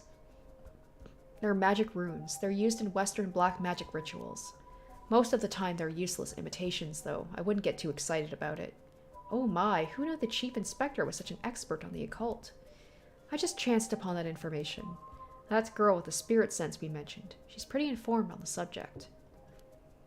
Someone was attempting to perform Western black magic in this place. Pretty absurd, if you ask me. It's funny, I can't seem to get away from games where somebody is using black magic or, you know, Western, like, rituals and stuff to potentially revive somebody from the dead. I don't know if he was using it, if he was behind the ritual, Michio's behind the ritual, somebody else. If it's not even related to the rite of resurrection at all. Of course, the person in question was dead serious about it all. Haha, dead serious. Alright, Western black magic. While magic is often classed as a branch of mysticism or may variously refer to the likes of witchcraft or astrology, here it refers specifically to Western black magic. In the Middle Ages, the line between science and magic was blurred, with a pursuit of the supernatural considered illegitimate academic discipline. Astrology was regarded akin to astronomy, while alchemy was accepted as scientific fact and would eventually evolve into what is known today as chemistry. One discipline was considered wicked and shunned, black magic, the practice of using magical knowledge to strike a bargain with demons. In contrast to the socially acceptable subjects studied by the intellectuals, black magic was most prolific among the lower classes. It was the common people who suffered most from the ills of the day, war, famine, and sickness, which perhaps led to them to seek aid from unholy powers. Alright. This drawer is really old. Chief Inspector, do you mind if we look inside? Huh? I mean, in normal cases, only the police would be allowed to touch things, right? Right. Ario isn't here, so let me take a look at it. It's just more pictures of Nijima. There's just clothes. Not much variety. Can't say they were big spenders. Well, I was hoping to find a kind of talisman here, but I guess we're not so lucky. I see. Thank you anyway. Let's think. This place is disgusting. Did Michio Shirashi really live here? The sliding door leads to the kitchen. It barely fits the frame. Can I, like... I can't really move the camera, it seems like. With the window and storm shutter closed, no light gets in here at all. It's pitch black. The neighbors mentioned they started to keep this house shut like this not long ago. I keep thinking it's crazy that, she didn't die that long ago, so it is crazy to think that she lived like this, potentially. It looks like things spread around here have been like this for a while now. This ritual, or whatever, was something he attempted up till recently. Plenty of the neighbors mentioned having heard strange mantra-like noises coming from here during the night. You think Iwai was the one chanting? Hard to say. Could have been one of the shirashis as well. If we look through these books in the back, we might learn whatever it is they were trying to do. It'll be a pain to look through all of them. Okay. So, look through them, but also don't? Alright. But the old books... Okay, here we go. Newspaper cutouts. Alright, whoever put these up was obsessed. I wonder what their intent was. You think the Shirashis are somehow connected to Nijima's case? Perhaps they did this as not to forget a grudge or something. It's crazy to think Nijima might be involved in this, too. Do you think he might have anything to do with the body here? Maybe. The man's already out on parole. He's a curse bearer with a curse stone now. He announced that from sundown today, he'll be going on a killing spree. Oh dear. There's an emergency search underway as we speak, but no one's yet managed to get a hold of the bastard. So he hasn't changed his ways. That doesn't bode well. To tell you the truth, the lady here isn't completely unconnected from the Nijima murders either. You don't say. That's right, it's all connected. That's right, we talked about it last night. 20 years ago, I found the hand in Sumida River that brought the incident to light. You don't say. You were the kid from back then. You were really brave. You did a great deed. Were you the detective I spoke with? I had no idea. So you two have met before. Fancy that. I love in these games, it's like there's 20 people that live in this whole city and they just connect with, everything connects with each other. I've been worried that Fumichika and Nijima might have resentment towards you, ma'am. You might be right. Unfortunately, that asshole's quite the resentful type. Oh dear. That asshole. I wonder who put the idea in his head. And now he's got the one-sided read, too. He's threatening to massacre the people of Honjo at sundown. Seriously? On top of that, he's been itching to get revenge on me as well.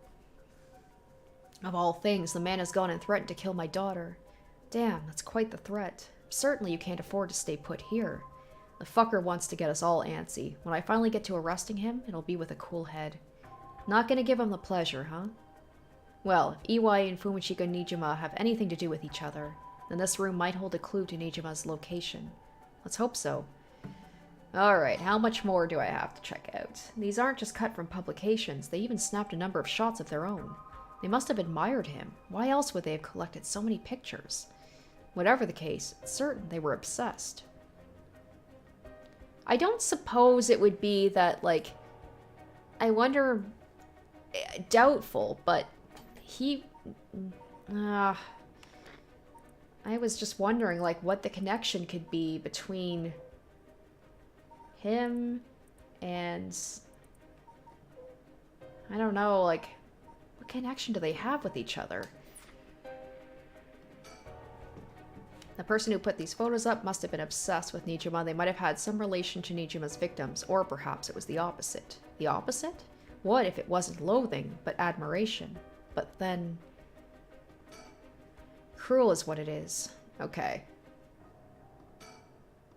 What do you say, Chief? Would you let me look through it if I wore gloves? Well, it's not like I'm any help with foreign languages. Go ahead. Thank you. This seems to be a book on Western black magic. The same runes are written here alongside detailed descriptions of the procedures. I suppose you'd call them grimoires. Hey, we know about grimoires. It's all a bunch of nonsense if you ask me, though. I just love that grimoires, like, what a specific thing, and yet that's something that's come up in multiple games that I've played. You think this EY guy was studying them, perhaps to perform some kind of ritual? There are a bunch of handwritten notes besides the grimoires. Whoever it was, they were serious about this. EY doesn't look like the type to be into this stuff, but you shouldn't judge a book by its cover. But why would he be studying black magic? According to the materials, this here rune is for the restoration of youth. Perhaps he was trying to become young again. This over here seems to be black magic related to resurrection. Each one of these spells requires a human sacrifice. Talk about dangerous. Resurrection? Like the rite? I guess no matter what part of the world, people will turn to the occult for similar reasons. What is it? This looks like a journal. It's probably EY's. A journal. His writing's surprisingly thorough. It's almost as if he was writing a report for someone. Oh, wow. Now this is something. What is it? What did he write? It's quite the find. Let me give you a summary. So, this Konkichiro Iwai fellow, he'd been searching for a spell to restore youth for years. So he was into black magic from the start? He believed if he could learn to successfully perform the spell, he could then use it to earn a fortune. To tell you the truth, it seems he was already getting funded after he acquired this grimoire. You don't say. This is starting to sound kind of familiar. But first, let's find out how he got his hands on this grimoire. Oh, I got a question from RED Cosplay. How do I feel about Chainsaw Man? I don't know too much about it. I see a lot of artwork of it on my Twitter feed. I only saw one. I was considering watching it, and I saw one scene that my husband was watching. I looked over at the worst possible time, and it kind of put me off of it. Not to say I won't ever watch it, but it was a moment where there was a girl who was puking into a guy's mouth while they were both drunk, and I am a hardcore emetophobic. I have a phobia of vomit, so that immediately made me be like, I don't think I want to watch this show. And that's probably just one part of the show, but I literally saw like what to me could be the worst possible part was just there was so much vomit, and I was just like, oh god, is that what this is all about? So that's all I know of Chainsaw Man. It's not a good first impression, but I've heard nothing but good things about it. But yeah, that kind of put me off, to be honest. It seems Nijima told him where he could obtain the book when they were both in prison. Ah, so there is a connection. Okay. What? That's nearly too much of a coincidence. Everything here is a coincidence. Likely not coincidence. It seems like EY took an interest in the Nijima murders after it made the news. He admired him rather passionately. You might even say he worshipped the man. Worship? Nijima, of all people? This was a time when students were itching to rebel. Anyone who did something to shake the world was bound to gather admirers. EY had been collecting these photos ever since that time. And since he just so happened to land in prison at the same time as Nijima, he made sure to get in contact. This is a lot. I mean, even having it all laid out like this? The thought of Nijima being involved with these grimoires is staggering. I don't think we ever had anything pointing to that. What's the connection? To be honest, it's a shock to me too. For years we've been scratching our heads over their motives behind the Nijima murders. Everybody knows what scene I'm talking about of Chainsaw Man. Like, I can handle... And I know it's violent. I mean, it's called Chainsaw Man. Like, I'm gonna assume it's very violent. I can deal with gore. That is too much for me. Could not handle it. Yep, it's been a mystery to us from the very start. Whoa now, wait just 1 minute. Do you think... No way, are you saying...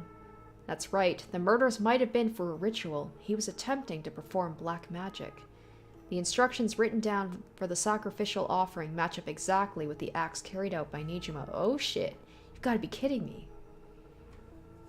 So that sadistic crap he was doing was all for black magic? That's what this evidence suggests.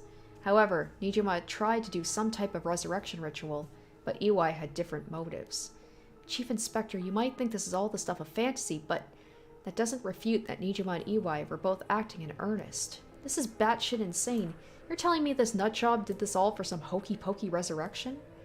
Shit, resurrection. That means there must have been someone Nijima wanted to bring back to life. Damn, that's it? That has to be it. Fucking hell, it all makes sense now. I love when they have that moment of like, they just react so strongly. What? What is it? So, about the Nijima murders. There's some information that's been kept from the public. Go on. When we broke into his house and arrested him, we also found a baby. Oh, shit. A baby? It was a girl. It looked to be about 6 months old, but she was covered in filth. She looked so weak and sickly. We called the medics right away. If we were a second later, I'm sure the girl would have died.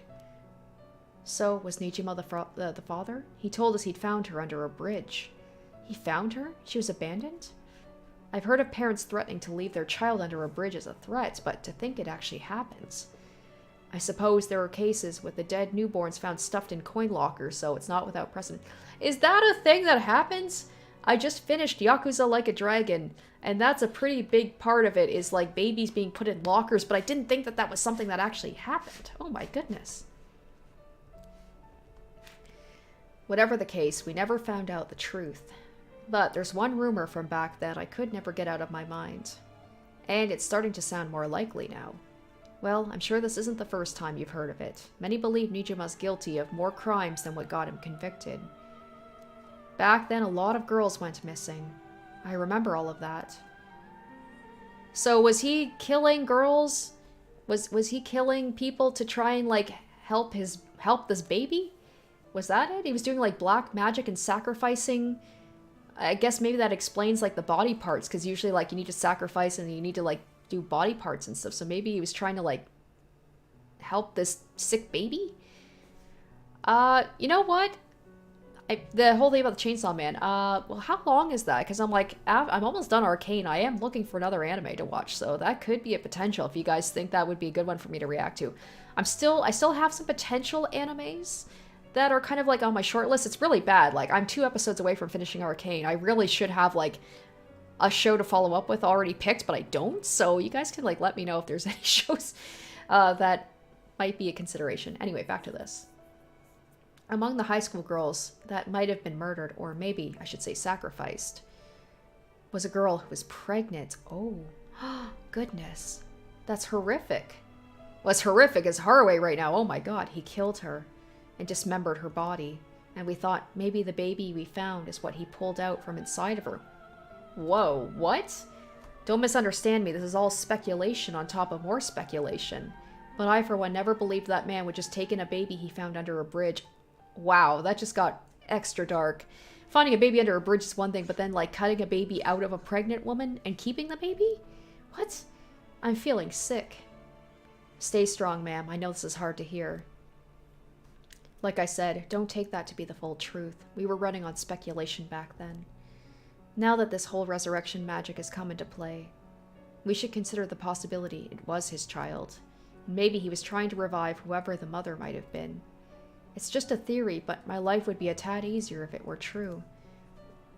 That's an interesting thought. If there's anyone Nijima would want to resurrect, a deceased wife is as good a guess as any. Okay. Wow, wow, wow. Oh, that's just got crazy. The fact that he obtained a curse stone suggests he had an interest in the rite of resurrection.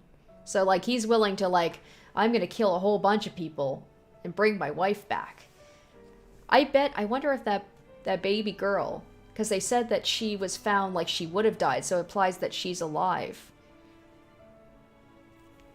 What if it was Mio? I'm trying to think, like, how long would this have been, though? This would have been, like, 20-something years ago, right? So, probably not. You're right, and here I was thinking he was only after the curse's power to massacre. Chief Inspector, yeah?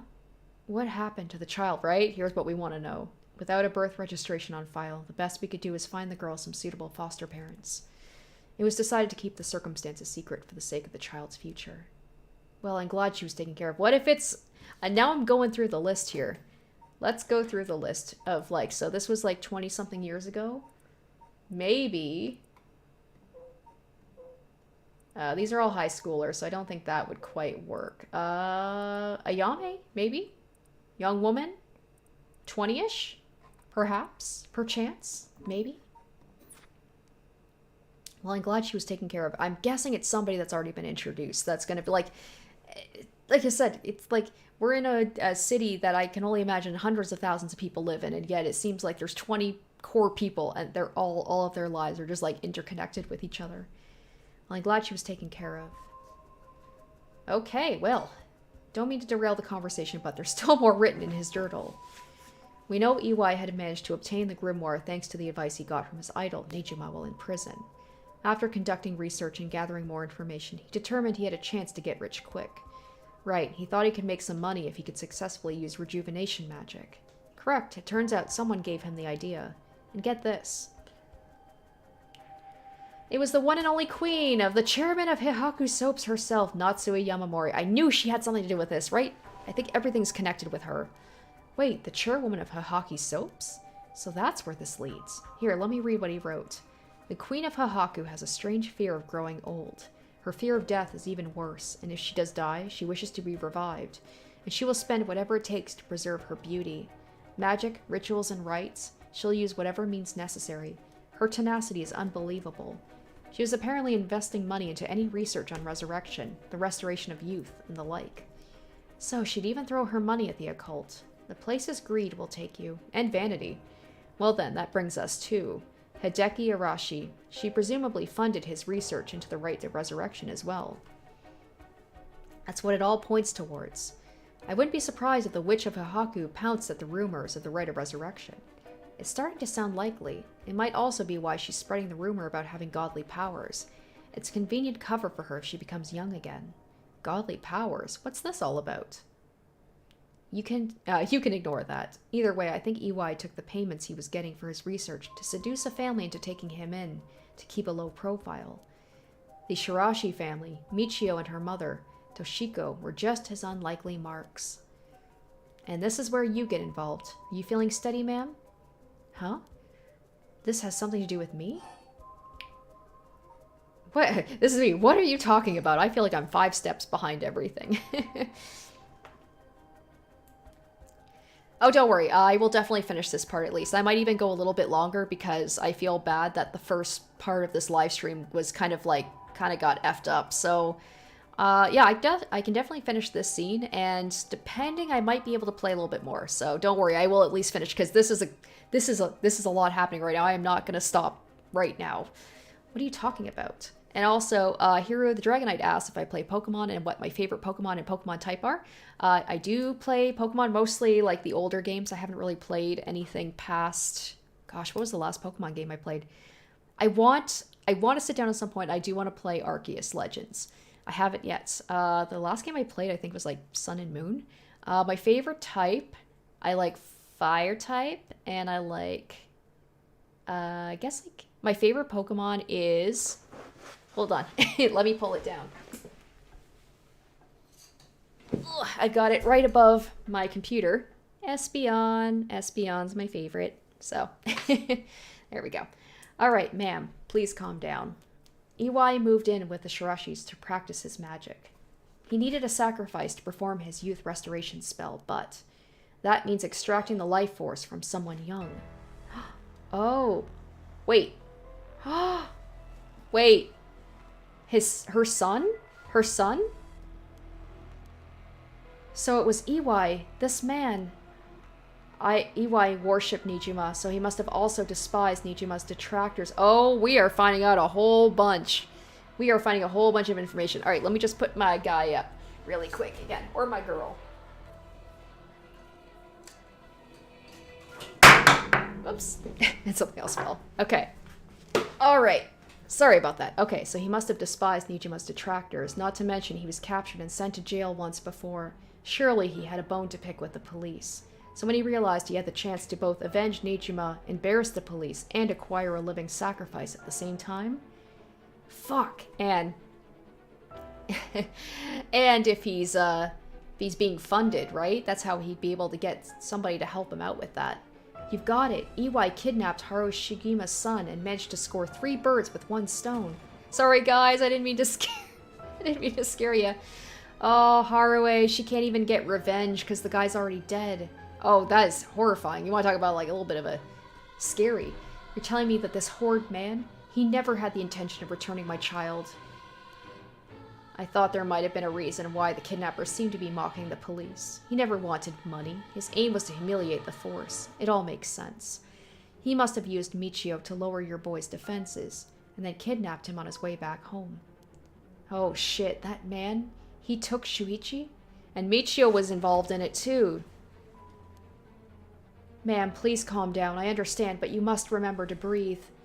You don't understand. You have absolutely no idea what I'm going through. This isn't a joke. I wouldn't expect the police to understand. You'll never understand. Living sacrifices? What a stupid, stupid idea from a stupid little man. Okay, ma'am, let's just take a moment to breathe. Why don't we go get some fresh air? I can't believe this. This is... Wow. Wow, okay. And you want to see the thing that caused a little jump scare? It's like the cutest little thing. It's just this little guy. This little guy fell... And just, is that the thing that scared you guys? Just like a big, like, bang? It was just this thing falling on my desk. Or was it something in the game? Chief, I think it's best we take our leave. But before we go, there's one more important piece of information noted in his journal. Oh? EY got in contact with Nijima last year, after Nijima was released on parole. He provided him with accommodation and financial support. Is that so? He managed to find a hideout for Nijima to stay in. Damn it. If anything, rather than using his money to support the shirashis, it seems most went to Nijima instead. If Nijima's lurking around anywhere at the moment, it's probably in that hideout. Did he write where it is? Unfortunately, no. No, that would be too easy. Not that I could tell. But it seems Michio knew where it was. Well, guys, I mean, I had to give you a jump scare. It hasn't been very scary so far. Very interesting. This has been an interesting one, but we haven't had any curses. We haven't had any ghosts. So I had to kind of like liven things up a little bit. You have to keep you guys on your toes. She never met with Nijima in person, but she was made to go in and out and clean up, among other things. What good is that information? The girl's already dead. Wait, no, she's alive. That's right. Michio Shirashi is alive. If you can find her and get her to talk, you could get her to spill the beans on his hideout, too. Investigator, I'm asking you. I should be going. The lady's not well. Wow. We learned so much. That is crazy. That was so much information. Michio is alive. We learned who killed Harue's son. We learned that, like, the stepfather and Nijima are connected. And Nijima has a hideout somewhere. And he's trying to resurrect his dead wife. And there's a baby. Or not a baby anymore, but he has a daughter somewhere. Like, what? Are you feeling better now that we've gotten some fresh air, ma'am? I'm fine. Suddenly finding out who the kidnapper was really made me lose my wits. We managed to solve the kidnapping case by pure luck. You're right, but Richter, I feel grateful towards Michio. Because she killed the kidnapper? There's that too. But it's for something else. If Michio's the one killing all these people... Oh, she is not well. Then she must have acquired quite a sizable amount by now. Oh shit! She's gonna be like, I'm gonna take her curse stone, and I'm gonna revive my son with it. Soul dregs, I mean. Yeah, she doesn't care anymore about, like, any decorum. She's just like, yeah, I'm gonna get my son back. Hey, Richter? Whether the kidnapper's dead or alive, it doesn't mean a thing. Revenge won't bring my boy back. And if Nijima's planning to cause a massacre to collect soul dregs, then all the better. I won't give up on resurrection. Damn. Oh. So I'm counting on you. Wellsy, wellsy, wellsy. That, woof, we got a whole bunch here. Okay. All right, you guys, I promised you. Now, that would be a good place to end it. But like I said, we unfortunately, the beginning of the live stream, we had a little bit of technical issues. So I feel like I got to make up to you guys for sticking with me through that. And also for me just being dumb at the beginning of the, once I did get things going, because I couldn't figure out how to get the detective and the students to meet up. So we're going to go a little bit extra longer. Okay? Yeah, so let's do it. So we'll do at least one more of these, if not both. So let's go. At the Shirashi home, Tatsumi and Ariel learned the truth about many things, including the death of EY. They hurried to the high school after learning that Michio Shirashi knew the whereabouts of Nijima's hideout. Perfect. And they should be there, right? Because I sent the students over to the school. So, boom. Let's go. Hopefully this works.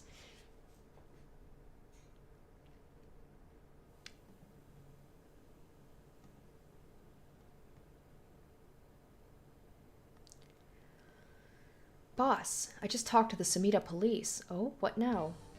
They found an abandoned van in the Chiba Mountains that looked like it had been in an accident. They couldn't lift any fingerprints from it, but they found blood splatters on the front. And guess what? The blood is a perfect match for Michio's.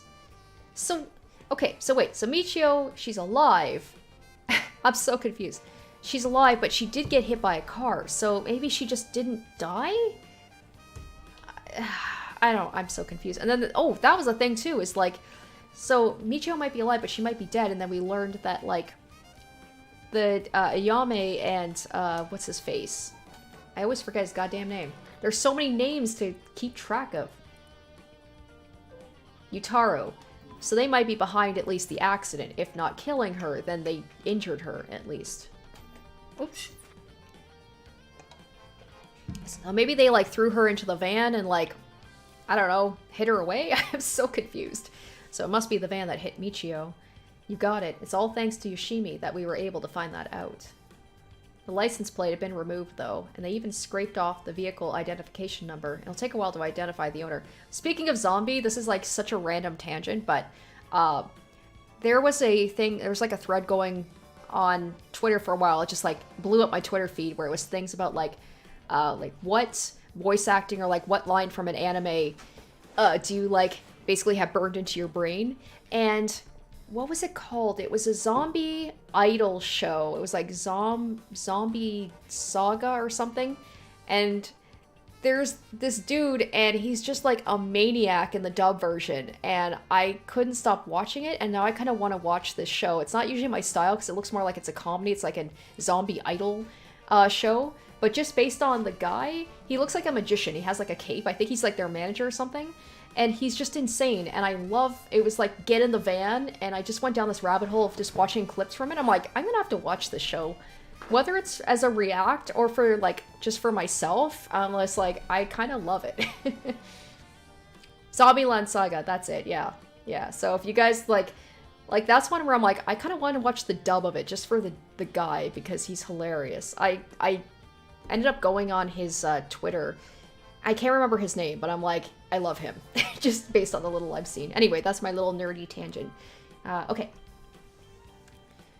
So the license plate had been removed, though, and they even scraped off the vehicle identification number. It'll take a while to identify the owner. Now that they're trying to figure out if the van was sighted anywhere between the scene of the crime and where it was dumped. Got it. Thanks for the report. It's a little concerning. Oh. Bird.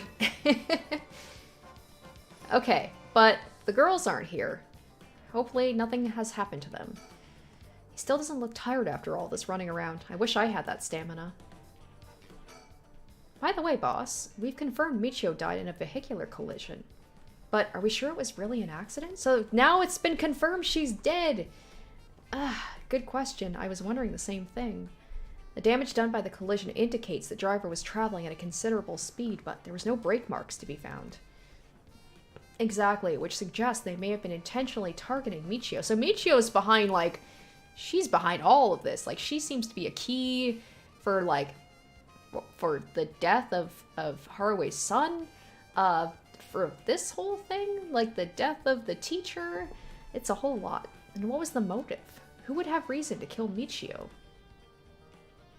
The first person that comes to mind is Kankachiro Iwai. After all, she knew about his crimes. But then Iwai was supposedly able to control Michio by intimidation alone. Then there's the teacher who was taking advantage of Michio, Kohai Januchi. But to say he killed her to stop people from finding out he was blackmailing her? It doesn't seem likely. You're right. Although both of them have fallen prey to her curse. That's true. In that case, it's quite possible she'll also decide to exact revenge on the person who ran her over. Not just possible, she may have already done it last night, just like with Iwai. Well, I mean, he's still alive. he went up to the girls, so he's still alive at least. Is there anything else that could have served as a motive? That talisman, maybe? The one Yoshimi was looking for? Oh, do you think someone wanted to take it from her? Well, the talisman wasn't found in her remains, nor in her house. But doesn't a hit and run seem like too drastic a measure to go for a little talisman? Then in the end, it might have just been an unfortunate accident after all. Yeah, it looks that way. Either way, what we need now is a testimony from Michio herself. With a bit of luck, we may be able to ask her what happened during the crash ourselves. Yeah, I can't wrap my head around that particular development. Same. I still have my doubts that it will be so easy. Either way, we won't be able to do this unless Mio and Yako turn up. I'd rather have them come sooner rather than later, but I guess we just have to wait. Shall we head inside? Oh. So this was a thing too, where like way back with like when I was talking to Yutaro, because like I said, I had them go to the school, but they're not here yet. So then maybe I do have to go back and have them talk to him first. All right then. I guess we still can't rule out the possibility that Michio did commit suicide. She was so young, and all the adults in her life did was push her around. It's nice we got permission to use the school as our base of operations. The principal and head teacher were a little reluctant at first, but they were convinced it would help the investigation. Dealing with all this must be a real headache for these guys. I should thank him again later. And it's hilarious too, like, it seems like a lot of the games I play just have, like, themes. Like, right now I'm playing through Lost Judgment, which also involves deaths surrounding a school, and I'm playing as a detective. I'm just like, it's kind of funny. I just seem to gravitate towards, like, very specific types of games, don't I? Boss, I thought we were going to wait for Mio in the school. I guess we still can't roll it. Okay. So. Alright, let's wait inside the school. I'm sure they'll be here any moment. Hopefully. We'll see. I think I might have to go back and change things up here. Oh, nope, there it is. I'll see you again. Okay. We're going to finish up with this one, and then I think we'll wrap it up for today. The Record of Fate's Yen Scroll may contain a way to put a stop to the curse. Yako and Mio head back to Komagata High School to share this information with Tsutsumi.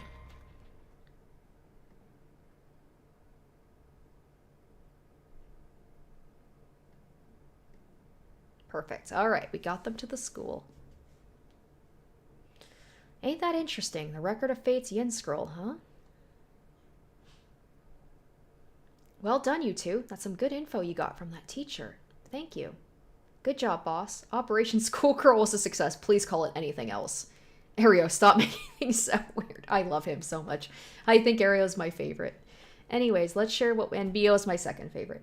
You guys in the chat, you've made it pretty clear that I think those are like your top characters too. Or like, we got some Mio fans, we got some Ario fans. I think they're the fan favorites. Let's share what we found at Michio Shirashi's house. Yes, please. And Richter too. Richter's cool. Yes, a man named Iwai kidnapped sacrifices for black magic? And Michio helped with the kidnapping? And Mr. Janucci used that to blackmail her? Oh, I didn't even make that connection that he knew about that. Okay. That was the blackmail. Okay. Alright, here we go. Time for info dump. I'm gonna have to have some water because I've been going for a while. Based on the report and looking at the circumstances surrounding the deaths of Janucci and Iwai, if Michio Shirashi did it, it would make sense. Furthermore, there are signs Michio Shirashi wanted someone to notice. Really? The ribbon that was left at the scene of Kohai's death is proof of that. Mio, I'm guessing you probably knew that already, so like she wants to be stopped. Yes, ever since this morning. But there's one piece of information I need. But I think we're near her limit. Oh, damn! Revealing Storm, thank you so much for the $20 the tip. Thank you. Thank you for the long stream. Also, you should totally watch Chainsaw Man. That is my vote for your next show. I will consider it for sure. Let me look into that a little bit more. I might just do like I usually do. I'll do like a poll. So I'll go through like some of the other shows that were mentioned. But I don't know. I have a feeling Chainsaw Man, if I put that in for a vote, I feel like that's probably going to be a pretty popular one. So thank you. Thank you again for that. Really appreciate that. Okay. I think we're near her limits. Probably Yako's limit, maybe? So if we get this Record of Fate's Yin Scroll, we'll be able to dispel the curse. The source of the curse is a tragic event called the Honjo incident that dates back to the Edo period.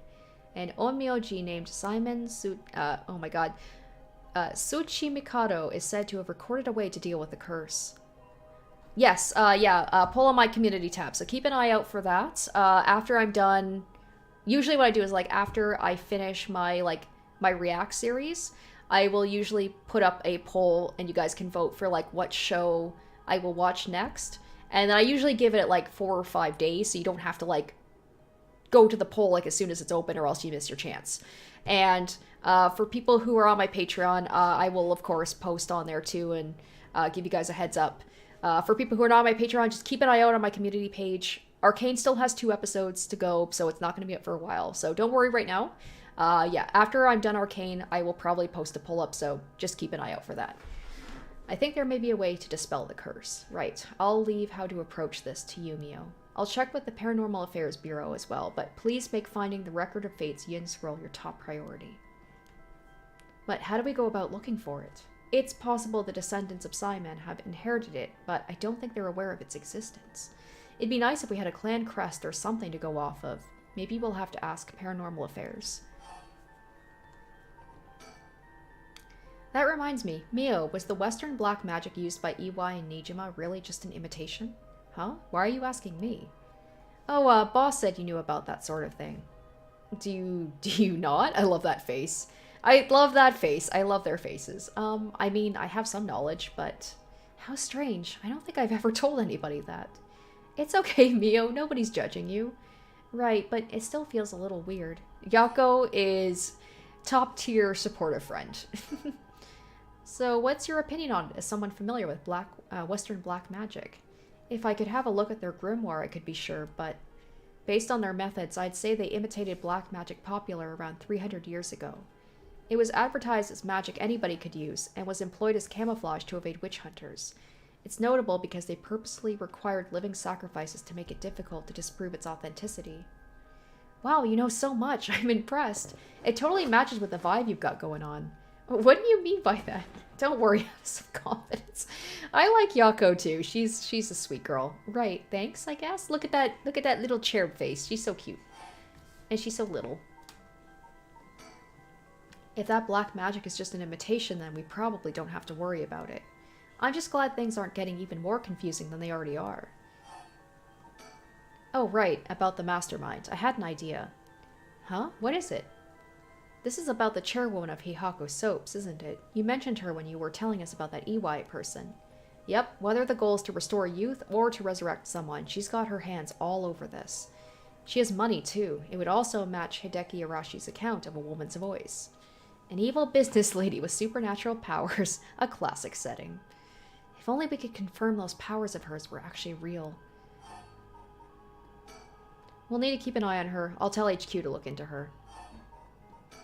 Now then, if we're nearing the limit, I'll stop beating around the bush. Time to tell it to you straight. Yako Sakazaki. Oh? Me? Yes? Take out your curse stone and give it to Mio. My curse stone? It's just been in my pocket all this time. Thanks. I'm just gonna borrow it for a second. Well? Yes. There are soul dregs inside after all. Oh. What? How did this happen? It's like I said. So if Michio is taking over Yako's body and having Yako kill people, and Yako has no idea. It's like she loses her memory. Is that what's happening? Is what... I'm babbling. I didn't do anything. I swear, you have to believe me. It's okay. We know. Yako, calm down and listen to what I'm about to tell you. But there's no mistake. Janucci and Iwai were killed by that curse stone. But the one who committed the act is... You know, it's funny, because, the ghost of Michio, that's inside of you. Called it. It's nice to be right about something. Yay. So she's alive, but she's not alive at the same time. What was I going to say? I did want to use the curse stone. I tried to use the curse stone on Janucci before he even ended up dead. And then Mio stopped me. What? What? Inside me? What? What do you mean? It's okay, Yako. Please calm down and listen. You've been possessed, Yako. By Michio's ghost. What? It probably happened when you were offering flowers at the site of the accident. Filled with regret, her lingering ghost reacted to the presence of her old friend and entered you, Yako. Damn, if I had known that, if I'd been more sure about that, then that would have been my first guess when it was like, where was she at 8 a.m.? She was with Yako. No way, you mean Michio's ghost is inside me? I've explained this once before, but just because you've been possessed doesn't mean you've lost control of yourself. Normally, the mind would reject such attempts, and it would do nothing more than affect one's mood or energy levels. But Michio had powerful spirit sense to begin with, and because she was your friend, your mind was open to accepting Michio's spirit. For those reasons, your minds merged without any issue.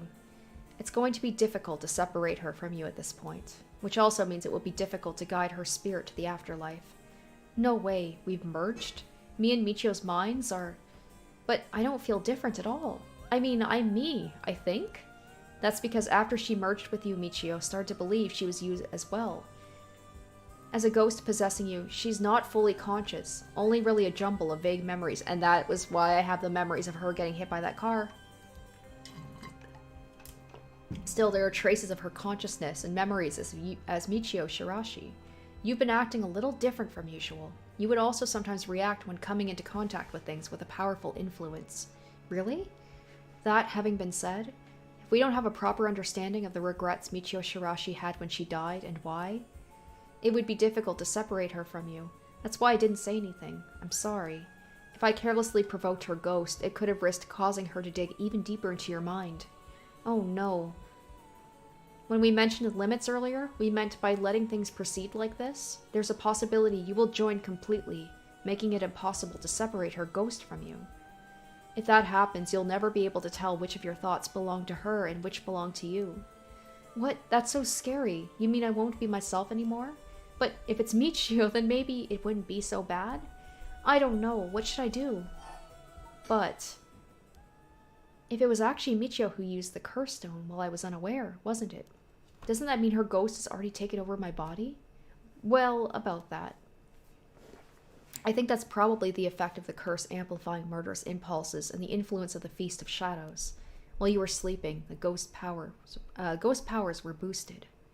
And strengthened by the feast, Michio's consciousness surfaced and took control of your body. Then that means... I was the one who killed them. I cursed them both. Aww. Yako, no, you were being controlled. Right? Inspector's like, no, we gotta take her in. Arrested for murder. Yeah, that's right. It's likely she'd be recognized as not being responsible for the crime due to the possession. It's not something we can control. No need to worry about that. No, you're wrong. I wanted to kill them. I mean, I did. I wanted to kill Janucci, at least. I tried to. Those feelings must have come out. It's not only Michio's fault. I mean, when I learned Michio didn't commit suicide, I wished all the cruel adults around me would just die. I had the curse stone with me, and I wanted to get revenge for Michio if the chance came. That's how I felt. Yako, because Michio wasn't able to escape her terrible situation. It was so hard, it wouldn't be unusual for someone to take their own life. And I had this curse stone. I made Michio get revenge, all by herself. Michio tried so hard to keep on living in silence, and I treated those feelings like they were worthless. I should have done it myself right away. I'm sorry. I'm so sorry, Michio. That's why. Man, a lot's coming out this episode. Holy cow. I killed them.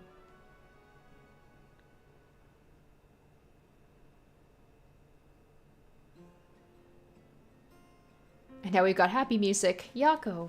Now, is this, got a flashback here? There you are. Oh, hi, Michio. What's up with you? You've had me worried sick since you haven't been coming to school lately. It feels like it's been forever. I'm glad to see that you seem to be doing good. Yeah, sorry. And I'm sorry I didn't tell you why. I've always regretted it. Come on, you're acting like we aren't buds. You tell me if anyone's making you sad and I'll take care of them. Thanks, Yako.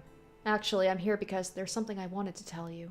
Really? What's the matter? You can tell me anything. Well, the truth is, I did something unforgivable to an innocent man. Saying I was forced to and didn't have a choice doesn't undo it. I'm sorry. I feel so guilty. What? I've done so much I can't take back. all because I was weak. There's no escaping the hell I've created for myself. I couldn't handle it anymore. I started thinking about killing him and dying myself. Neither of us deserve to live in this world. What? But something went wrong, and that's why I died with regrets. Okay, at first I was thinking this was a flashback, but I'm thinking like, no, I think this is just like, yeah, this is just like internally what's going on. But thanks to you, I finished what I wanted to do. Thank you, and I'm sorry for dragging you into this. But wait, you don't need to apologize. It's only now that I realize. And I know how selfish it is. But I hope you remember the time we spent together as friends, and how we were able to be together at the end. Please don't forget me. Is she like self-exercising herself? Can she do that? No, Michio, wait. Did she just leave Yako's body? Can she do that, or will she need to be like exercised out? Huh? Maybe she did. Maybe she did what she needed to do and she's like, peace out, bye. Huh? You're awake. Do you feel okay? I'm sorry I had to spring all that on you, Yako. What? Are we in the classroom? Was I dreaming? I'm sorry to rush this along while you're still gathering your feelings, but we need to hear what Michio Shirashi has to say now. Right. And so, after considering what to do, it is true Michio's consciousness has mixed with yours. But if I summon her ghost, we may be able to establish communication. Oh, I understand. So you thought to use the spirit board again? Yep, I have a hunch. I think the spirit we called last time may have actually been Michio herself. Really, you think? And her spirit has been close to you ever since. Then let's do it. I think we should, and I want to hear from her. Well, I have no idea if this will work during daytime, but let's give it a try. Are you ready? Let's save first, just in case.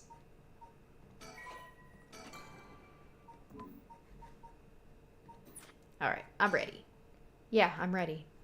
Okay, here we go.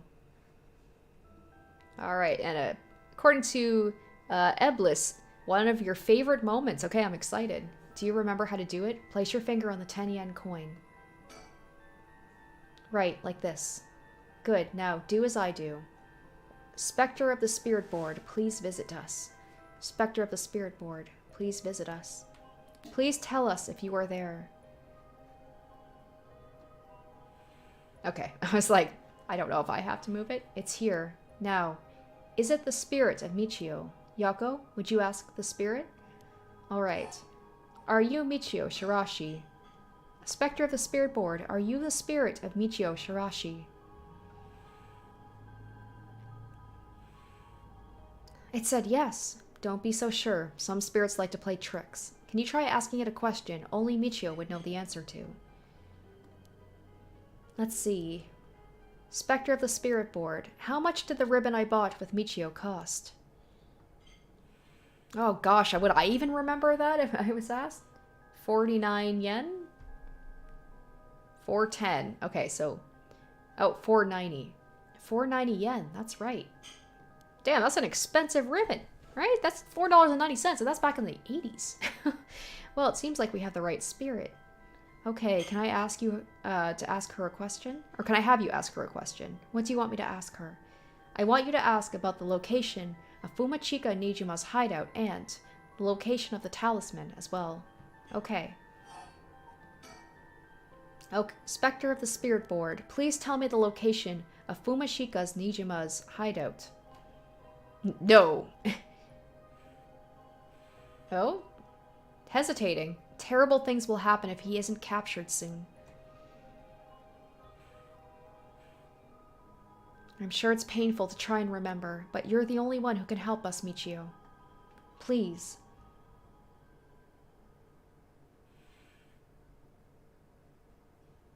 It moved. This is an address. She's giving us the address. Amazing. Thank you, Michio. Okay, I have the address. Thank you. Alright, Ario, get a move on and check that address. Yes, I'll contact HQ and order a simultaneous house search and sweep of the area. Alright. I just hope the information is accurate. I know it is. Are we going to ask the other question, though? Okay, where's the talisman? Oh, that's an interesting... I didn't make that connection. Ebelis says, this actually explains why the specter of the spirit board couldn't tell what Yako's name was, because Michio was confused about possessing Yako. Specter of the spirit board, do you know where the talisman you had is? She does know. I wonder if we could find a way to narrow it down. I'll try asking. Specter of the spirit board, did you carry around the talisman with you at all times?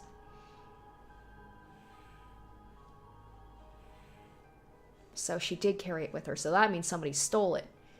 Did you have it with you when you had your accident? And that means that that dude probably has it, or Ayame has it.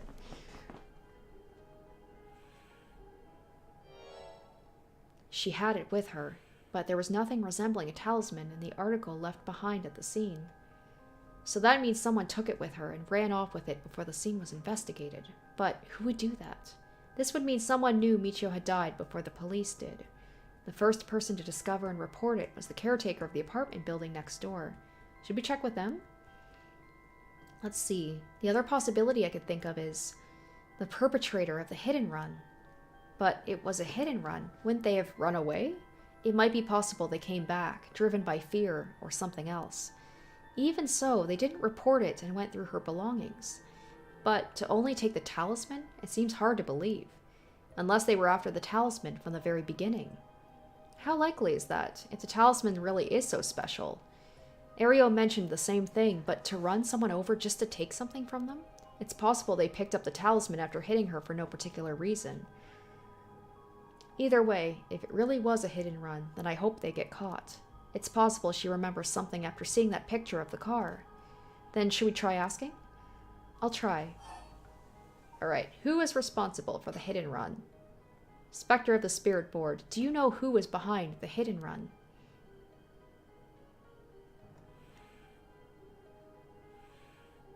She says she knows. That's a relief. She hadn't known.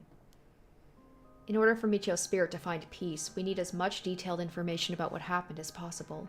We can't send her off to the afterlife if we don't know what happened when she died. This isn't like a forced exorcism, so that's what it will take. Alright, I'll try asking. Spectre of the Spirit Board, who was the one who ran you over? I hope she knows the name. I wonder. Oh, N-A-M-I.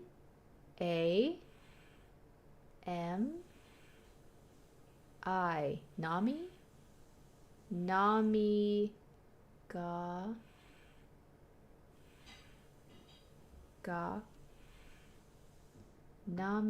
Hold on.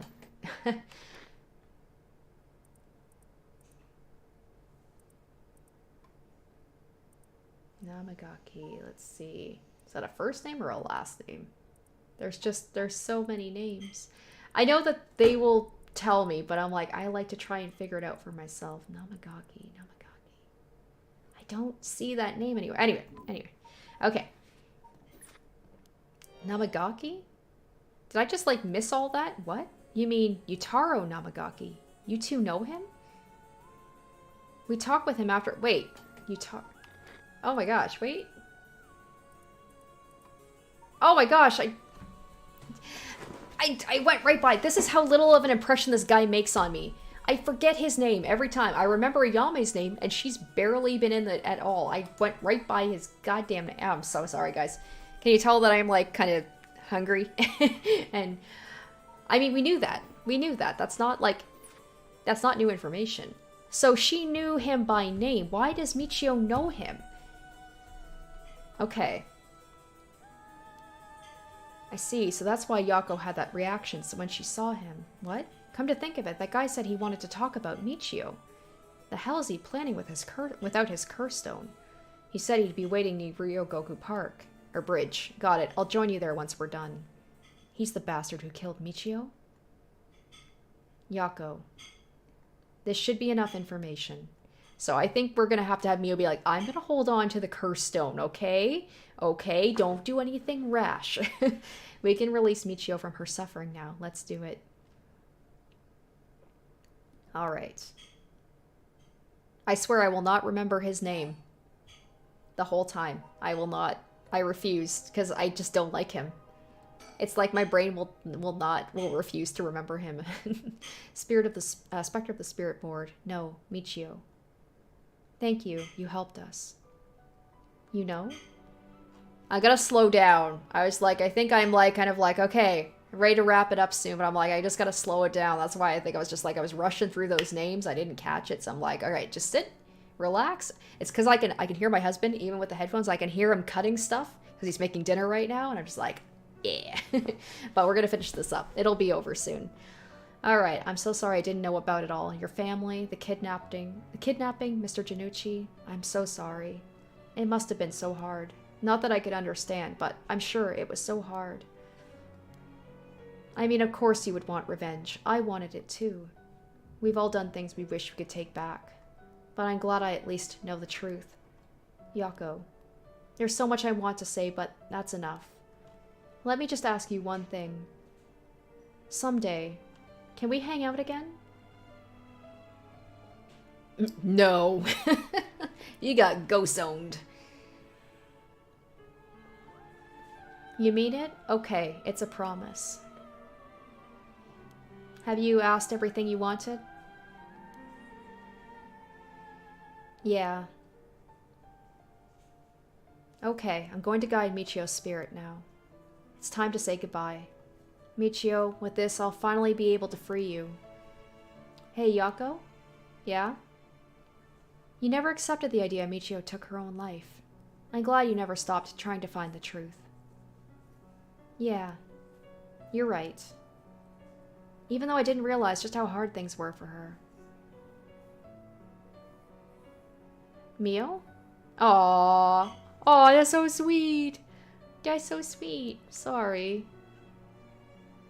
It's just Michio. She was taken advantage of by so many of the adults around her. She put up with so much. I should have tried to talk with her more. She's such a precious little bean. Oh my goodness. I know how you feel. Thanks, Mio. It hurts thinking about all of the things I could have done. Why did this have to happen to someone so kind and hardworking? It feels like she was ill-fated to the very end. It's just too cruel. But even then, she didn't even tell me about this stuff. And she let herself worry more about revenge than living. I'm mad at her for that. Sure, I should have noticed something was wrong, but come on. Oh god, there's so much crying in this episode. What was she thinking? Seriously, I mean seriously. Am I really that unreliable? Of course I'd help you get your revenge, you idiot. I don't care how you had changed or whatever. I just wanted you to live.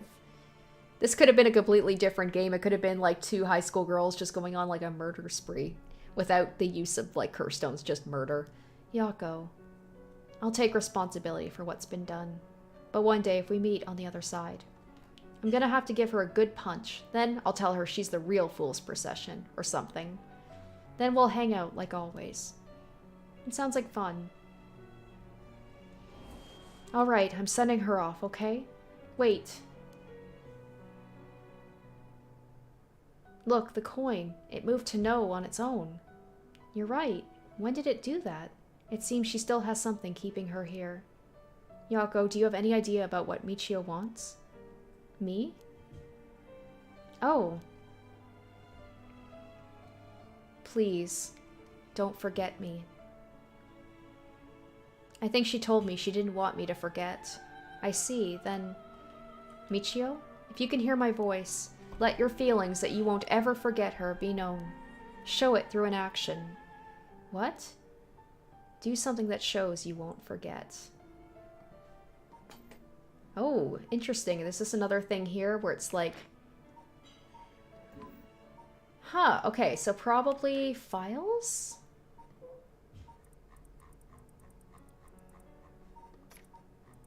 Trying to think. This is like one of those things again where it's like I have to...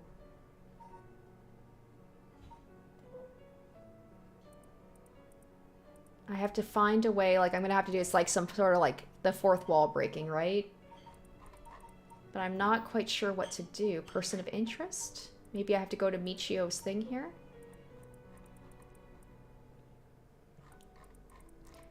I don't, because I don't have like an item thing, right? Because I have her ribbon. So it has to be an action. Okay. What do I do? An action. Do something that shows you won't forget. I'm so confused. Tab. Don't think too much.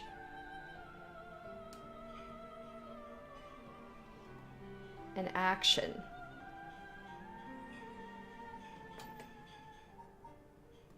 I'm gonna save, I guess. Save, okay. That's cool. That's cool. I like that. Ah, so it's like I save the memory. That's... I love that. The game doesn't do it very often, but when it does. Though I don't really want you to punch me, so live a long life, okay? You think me, the queen of saving, like, of over-saving. You think I would have done that sooner, huh? I'll see you later.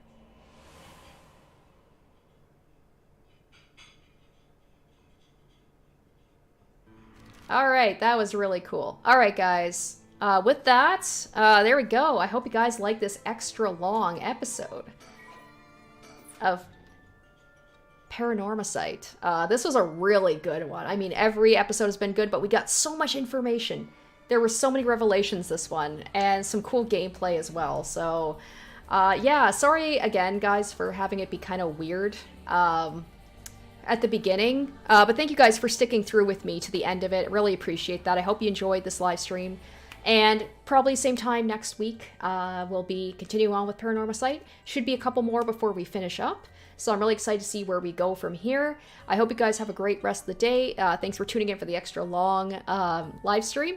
And I will hopefully see you guys for the next live stream of this. Until then, have a good night and bye, guys.